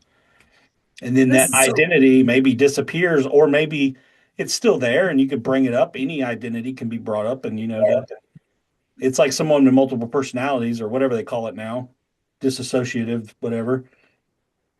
It's like almost like those identities are coming up and they're just simply consciousness is simply fully believing that that is another identity, like Mr. Robot, like that show. It's like that. It's fully believed that he is Elliot and he's also the mastermind and he's also somebody else. And I won't spoil it in case somebody watches it because it's awesome. But man, that show is like all about this. It's all about shadow work and contraction and what's the name identities. of the show? Mr. Robot. Mr. Robot. Yeah, it's my favorite show ever. I know I bring it up here a lot, but it's hard to know. At the beginning, the first season is like a bunch of crazy, but it gets crazier and crazier, and then the last season is just Full on all don't do it. catharsis and like look. It is amazing. It's just amazing. But it's got a lot of violence in it and stuff. So sometimes people are turned off by that. But if you can get past it and look at it for what it is, it's a very good lesson in inquiry into self and identities and all that stuff. It's really good. Uh-huh. But that's the way it feels to me. Somebody might describe it differently, but the best that I can say is it's energetic contractions in an open field of consciousness, consciousness whirlpooling into Joanna with thoughts and beliefs. That's the algorithm. So it's like both. It's like there is no separation. It is consciousness appearing as the algorithm. But I separate it by talking about unconditioned and conditioned just to talk about it. And that Yeah. can be confusing. Any talking about it can be confusing because you're using something that cannot be described in words and you're using words to try to describe it. But all you're really doing is trying to just point back to like release all of that. And that's fucking hard, it's hard. But it's Yeah. fun. And that's what we do. It's fun. Yeah. Thanks, Toby. You've been doing really well. You like? Yeah, Yeah. I really appreciate it. I always have so much.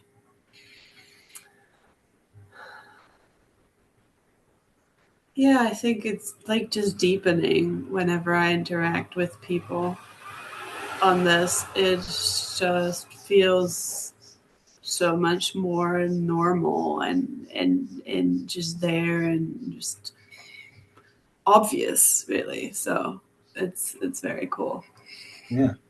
It's just flow. It's acceptance of the inevitable. So Yeah, when a hard contraction comes up, that's a past thing. Now it can be looked at more impersonally. The more you look at this stuff, it doesn't have to be like Joanna is this and I hate myself. It can be a contraction in consciousness that needs to be dealt with, fully accepted, not judged, loved, compassion. And in the end, it doesn't even need compassion. It just what is. And so it's like, yeah, it needs to be dealt with. Yeah. emotion's been pretty impersonal. I haven't had much. I've had some tears, but that are just like, oh, tears, you know? They don't really mean anything.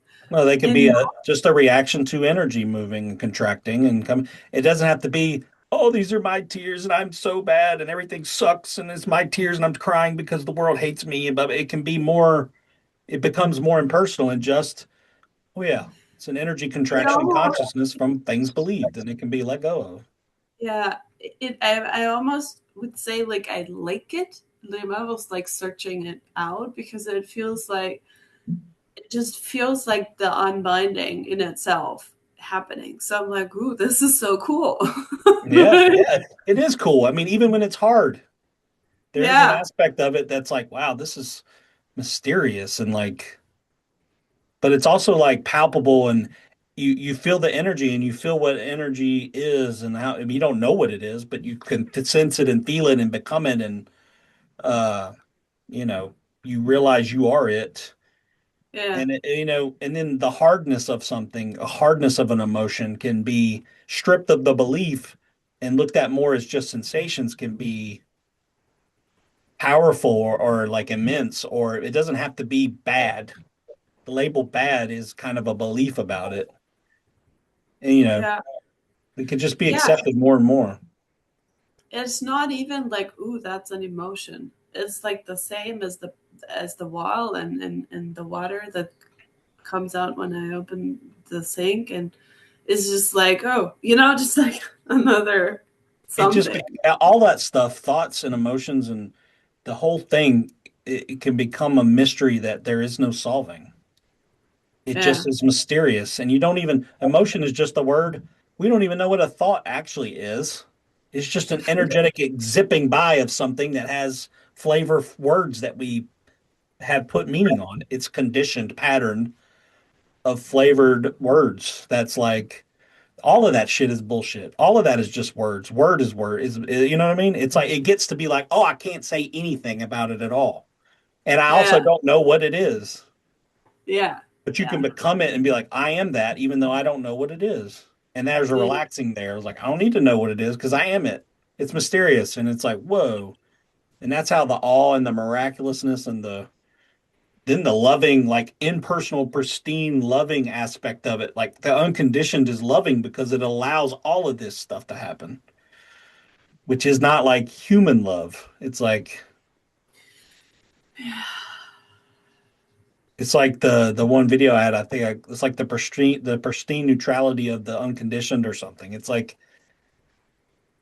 yeah, there's no controlling it. You're not wrestling it down. You're not going to win. You're not going to defeat it. You're not going to do anything with it. You are not that one thought form you think you are is a tiny part of it. So how is the thought form going to wrestle it down and defeat it and control it? And it's very arrogant in a way, like, oh, I'll figure out what life is. What? You don't even know. You're like 1% of what is even out there. It could be something totally different than even non-duality or any of that stuff says. It's like you just the questions get chopped off and it just becomes more mysterious. And then you can go back and call things thoughts and you could do all that stuff and because you still organize yourself in reality and you do things in the relative world and there's beauty in having meaning. There's beauty in ascribing thoughts to a person if you're with someone and they have a name and they have their own thing and your algorithms blend. There's a beauty in that. In the relative world, it's beautiful. You just can't hold on to it. You can't control it. Can't make it last forever. It's impermanent. You keep rebuilding that relationship every day with it, with yourself or with the world. And, you know, If yeah, it's in there, if yeah, they are in there. yeah, yeah. Like I said, the Nathan, it has to be if one person's operating from mind identification and the other person is more awake, it's certainly possible. But if that person is bound up in their stuff way too much, it's like Richard Rose used to talk about the Zen guy used to talk about a ladder, and he's like, you can't help someone who's two or three rungs down, or you can't be helped by someone who's two or three rungs above. And he doesn't mean achievement; he means experience or like in the space of like because they can't hear you. or you couldn't hear them until you see what you need to see. So, yeah, Yeah. it's That's immense and insanely miraculous. And when the non-dual thing happened at retreat, I had this energy that was so immense I couldn't hold it, and it hurt like it was uncomfortable. It didn't hurt painfully, but it hurt like, oh, I can't. What is that? It's too much. It's like, whoa, it's like too much for the system almost. And I did, and I just sat there and it was like a little shaking and a little bit like, oh, very uncomfortable. But like you're wearing something way too tight. That's what it Mhm. felt like. Yeah. This is the interesting part, though, right?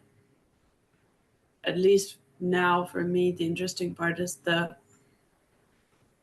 where is it too tight? Like where it feels like it's too tight, Yeah, or where it's look for up. the contraction without changing it.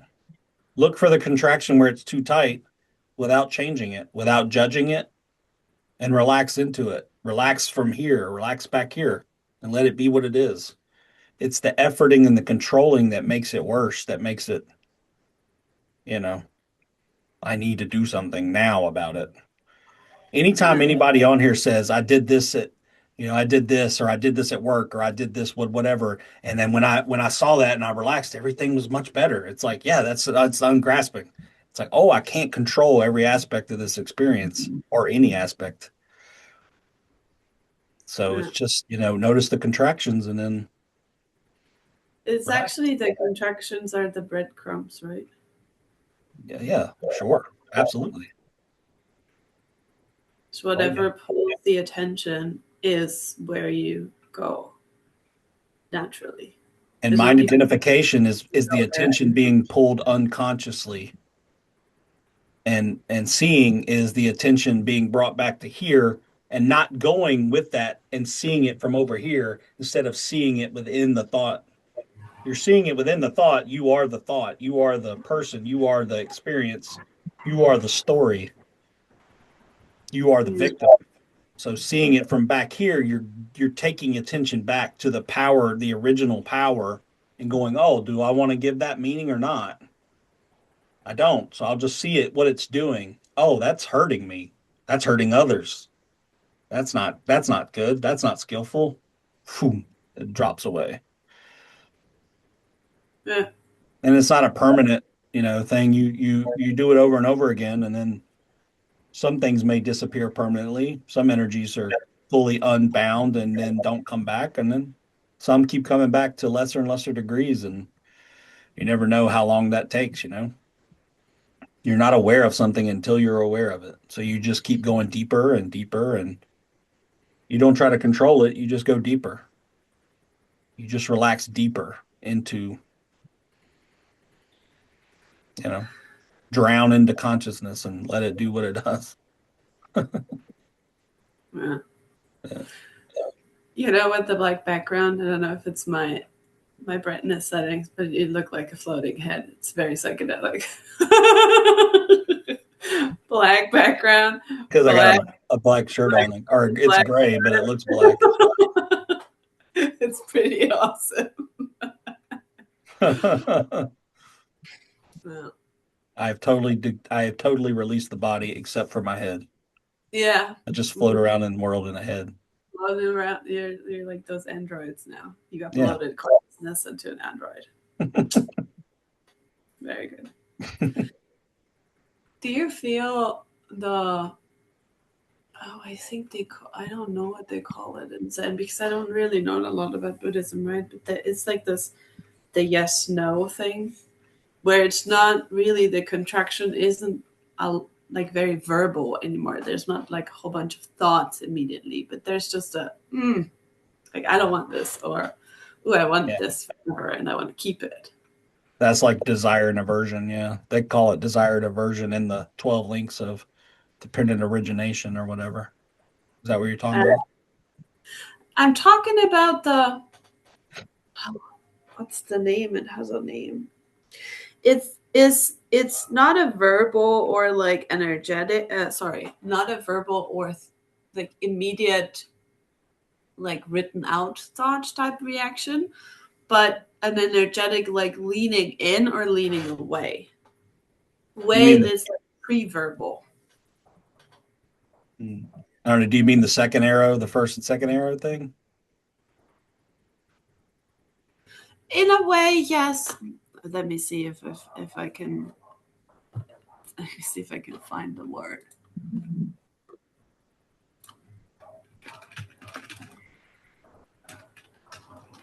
It's like I think Alma called it "I want this" or "I don't want this." Hmm. That's desire and aversion. I mean, that's the basics. Just, yeah, it's like yes or no. And Adyashanti has said every time something happens, you can open or you can close. It's like contraction, uncontraction.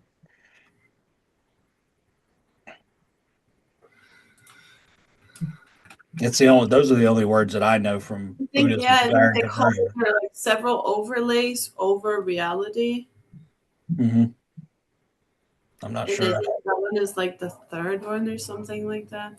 I don't remember. If I find it later, I'll put it in the group. It's Yeah, just yeah, a yeah. word. I'm not sure exactly what you're talking about either. Yeah, no, never mind. Never mind. I just thought maybe you, because I resonate with this a lot right now. Like the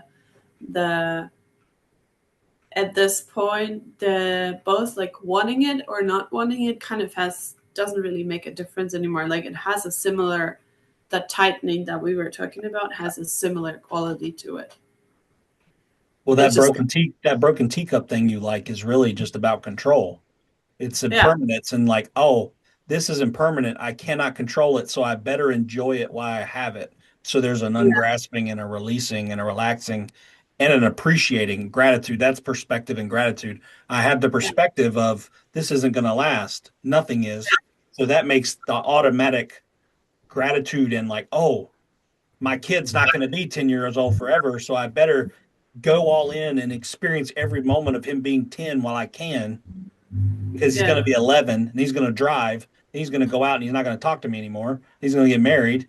And, it's like none of this is impermanent. And that's why it's such a central part of Buddhism. yeah, Impermanence, unsatisfaction, no self. Those are the three doors of perception, they call it in Buddhism, to see. And, yeah. yeah.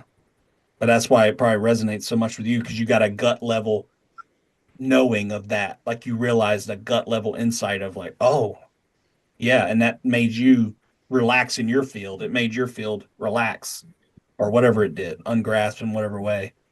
Obviously, it had an effect because you keep talking about it. Oh, I love it. Yeah, I yeah. love it. I want to put the teacup thing on everything and everybody. It solves all my problems. Get you a giant poster of a broken teacup in your house and hang it up on the wall. Oh, my walls are very full of art. So, well, as you can tell, or Mm. tapestry, so they're kind of occupied. Um, but the teacup spirit is everywhere. Yeah. Well, one teaching can take you all the way if you really resonate and put it all in. Yeah, And see how I say take you all the way implies somewhere to go and a path. And that's why the words are so confusing. And that's why people get pissed off at teachers because they go, you're talking out of two sides of your mouth. But it's like if you even speak, you can't help but talk out of two sides of your mouth. So I try to correct it, but I don't want to be like overbearing either and be like constantly doing it. But it is something to remember. yeah, for sure. I'm still looking for the word in my mind. But if somebody else wants to maybe say something, Yeah, we got a few minutes. Does anybody else want to talk or or ask a question or talk?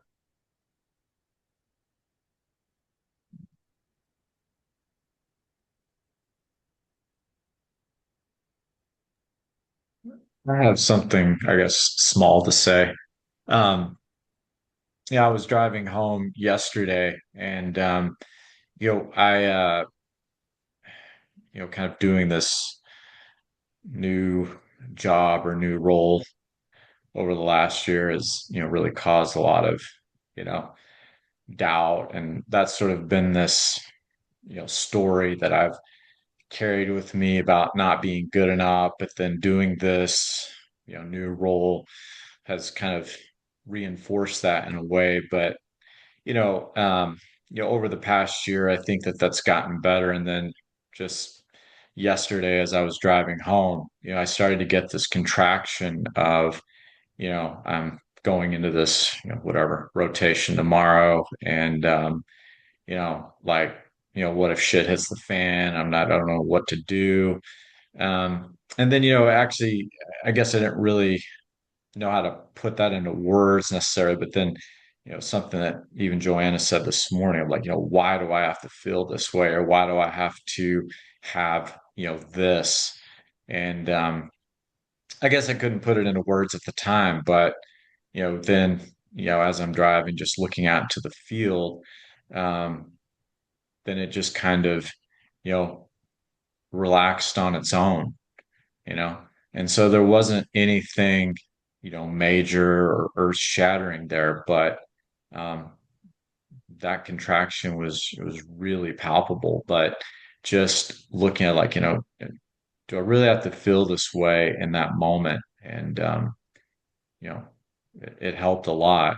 I mean, it was because normally what would happen is, like, I would just be consumed with that for the weekend, and it just, in a way, it just kind of fucks up the weekend for me, because I'm like constantly just thinking about what's going to happen, when I start. And so that, that definitely, has been a lot better. So That's awesome. I mean, yeah, that's like you said, when you do I need to feel this way or whatever you said, and then the field relaxed. That's the contraction. That's the energetic contraction you noticed. And you relaxed into that field that you are. So there's no where for you to get, Byron, to be better. You are already that. It's just a matter of contractions and noticing that when it happens. And you know what? Like, if you did go in and something did happen and you didn't do it right, can you pre-stop that? There's nothing to stop. You can't pre-stop anything. You can't control what happens. But the more that you're relaxed and more in the field, the more open you might be to seeing new solutions to the problem in the moment that you're having in the wherever you're at. yeah. I mean, even when I'm there, I do it more now, where it's like sometimes, yeah, I will feel that contraction, or like, I got all this stuff to do, or I have all these people to see, or whatever. Um, and then just stopping for a moment, even when it seems like it's in the midst of chaos, Mhm. and I'm never going to get done, then um, just sitting there and looking at that for a moment, you know, do I need to feel that? What really can I do at this moment, thinking about it, other than it just sort of, I don't know, hard to say, but figuring itself out on its own, and then that sort of thing, does relax me. And then it's kind of like, okay, then I just kind of go on with the rest of the day, you know? Those inquiry things done in presence, even though they're thoughts spoken out loud, they can break the chain of the thought loop. So you might say, like what you said, or you might say something like, am I the thoughts or am I the field? And there's an automatic looking into direct experience and not into thoughts, right? So those things can be very potent for breaking the chain of thoughts where you're like in the future or whatever. You ask it right here. Do I need to follow that? And then look. And the answer is automatic no, right? Because you're in presence. Those things can be very helpful. Yeah. And like you said at the beginning, where you asked that question and then there was a relaxation, and before that would take you into the whole weekend and it would ruin your whole weekend because you were in the thought reflection. You never broke the loop. Maybe for mild moments you might come out of the loop and and then go right back into it. But asking a question like that and really investigating and looking can really uh Like you can really, when you really notice presence like that, it can, there's a power there that is very strong. And in that moment, like if you have a thought about I'm gonna ruin someone's life today, or whatever the thought is, the contraction thought, you can stop because you develop the awareness to stop and recognize there's a thought happening. Before you didn't have the awareness, it just happens. You can stop and go, is that true? And then you can feel the vibrancy of presence when you're not in that loop, especially if you notice it right away. You can feel the vibrancy of the field of what you are, and you can even go back and redo that thought again right there, and you can ask it again. You can ask the thought that was capturing you out loud, like, am I going to ruin, is that thought true? Am I going to ruin someone's life? And notice it, re-speak it in the full presence of what you are, and then you'll notice it's just a tiny piece of the thing. It's not the whole thing. But when it first comes across as a conditioned thought, you believe it as part of your identity. Like, oh, this is what's happening. This is true. This is what I am. If you re-speak it, notice the presence. It's very powerful. Re-speak it. You can dissect it, deconstruct it right there, and be like, oh, that's a thought. It's just a thought. It's just a energetic contraction. But there's this wide open, vibrant field that is not contracted, that contraction happens in, and I can look from there right now, and then I don't have to ruin my weekend. And it might grab you again. You just do it again, and you don't judge it. You don't judge it for happening again. And Yeah. you can have a much better weekend or a much better day at work. And you don't have to seize the whole day. You can have a much better 10 minutes at work. You can do it in increments. You don't have to solve anything for the day. You just have to release it in the moment. You get better at that, and you'll notice like a couple hours will go by, you'll be pretty flowy. You'll be like, oh, okay, okay. And then when you do make mistakes or It's other people makes mistakes, you're like, oh, I see why, because you're conditioned. I'm conditioned. Less judgment to yourself and others. And they'll actually notice that in you. And then they'll relax around you a little bit. Like, oh, Byron's all right. He's all right guy. He's not so judgy to me. Or he's whatever. It's like more presence improves everything around you. The more you wake up, the more you see, the better everyone's experience is with you. Not because you're cool or something, because you've released the Byron. You've not tried to contract in Byron and control reality. There's more relaxing into it. yeah, that's just super helpful. Yeah. Thank you.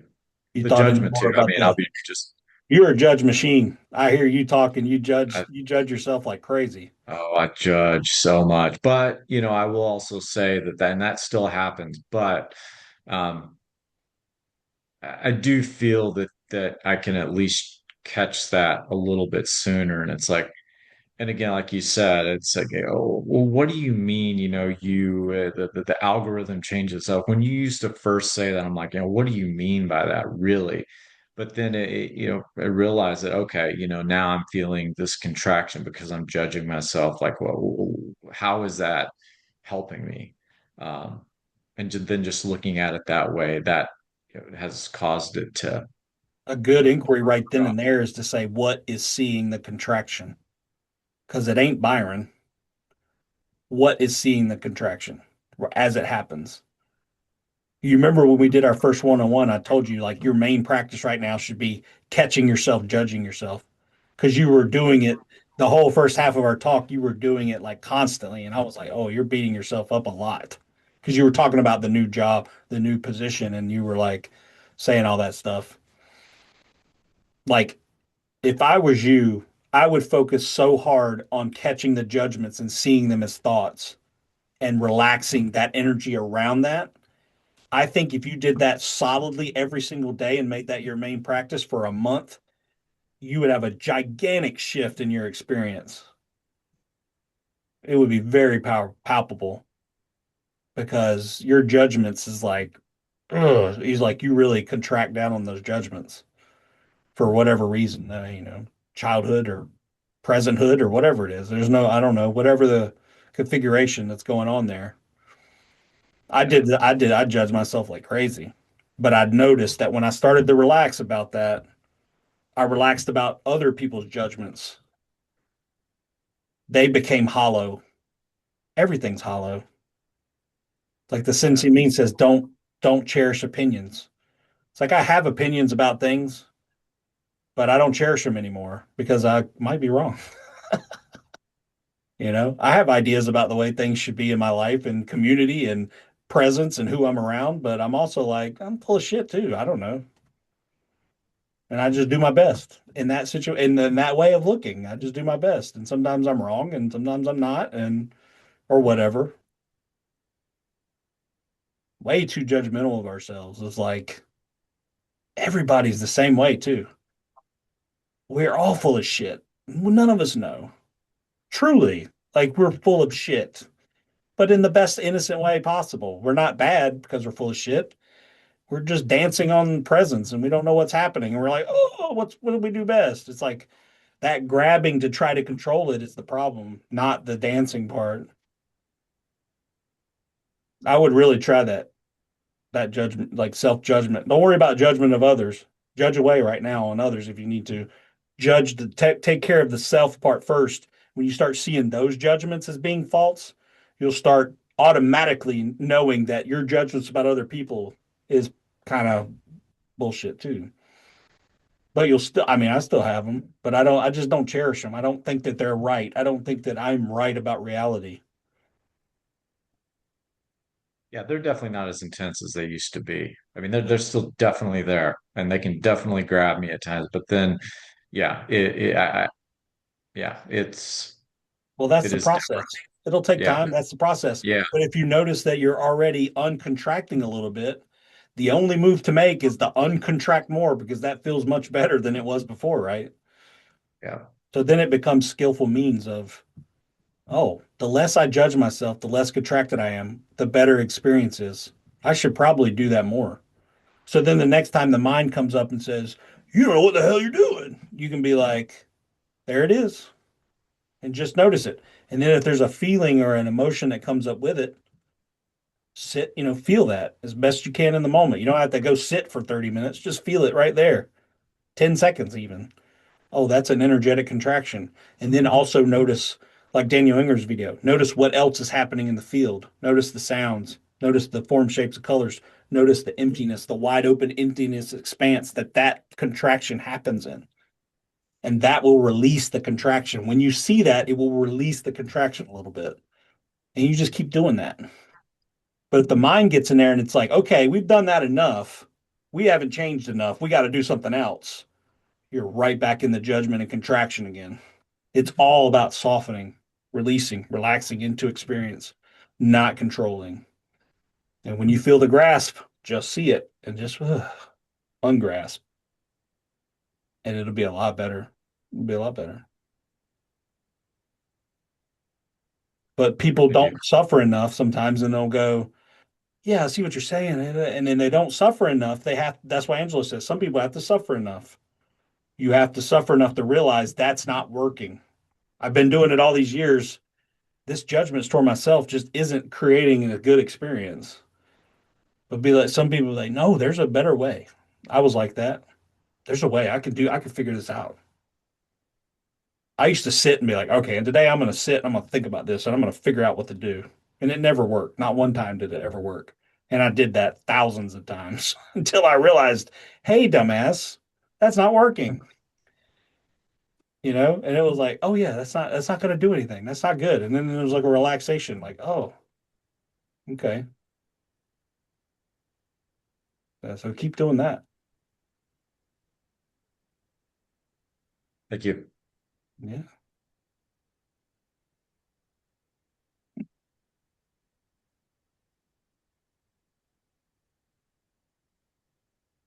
All right. We're done, I guess. All right. We'll do the nighttime Zoom sometime this week. I don't know, Wednesday or Thursday. I'll put a vote in there and let's unless something comes up I got to do. I don't think I do, but I'd probably try to do most of them on Wednesday because when we have the Sunday meetings like we did, like we just did it Thursday night and then it's Sunday, it's only a couple days. So maybe one more day earlier, Wednesday. If I can do it on Wednesdays, I'll try to do it mostly on Wednesdays. And I'm starting a men's group in a couple weeks too. Me and Sam are. So if y'all want to do that, most of you that have said you want to do it have emailed me. But if you haven't emailed me yet that you want to do it, email me and say you want to do it so I can put you on an email list separately for that.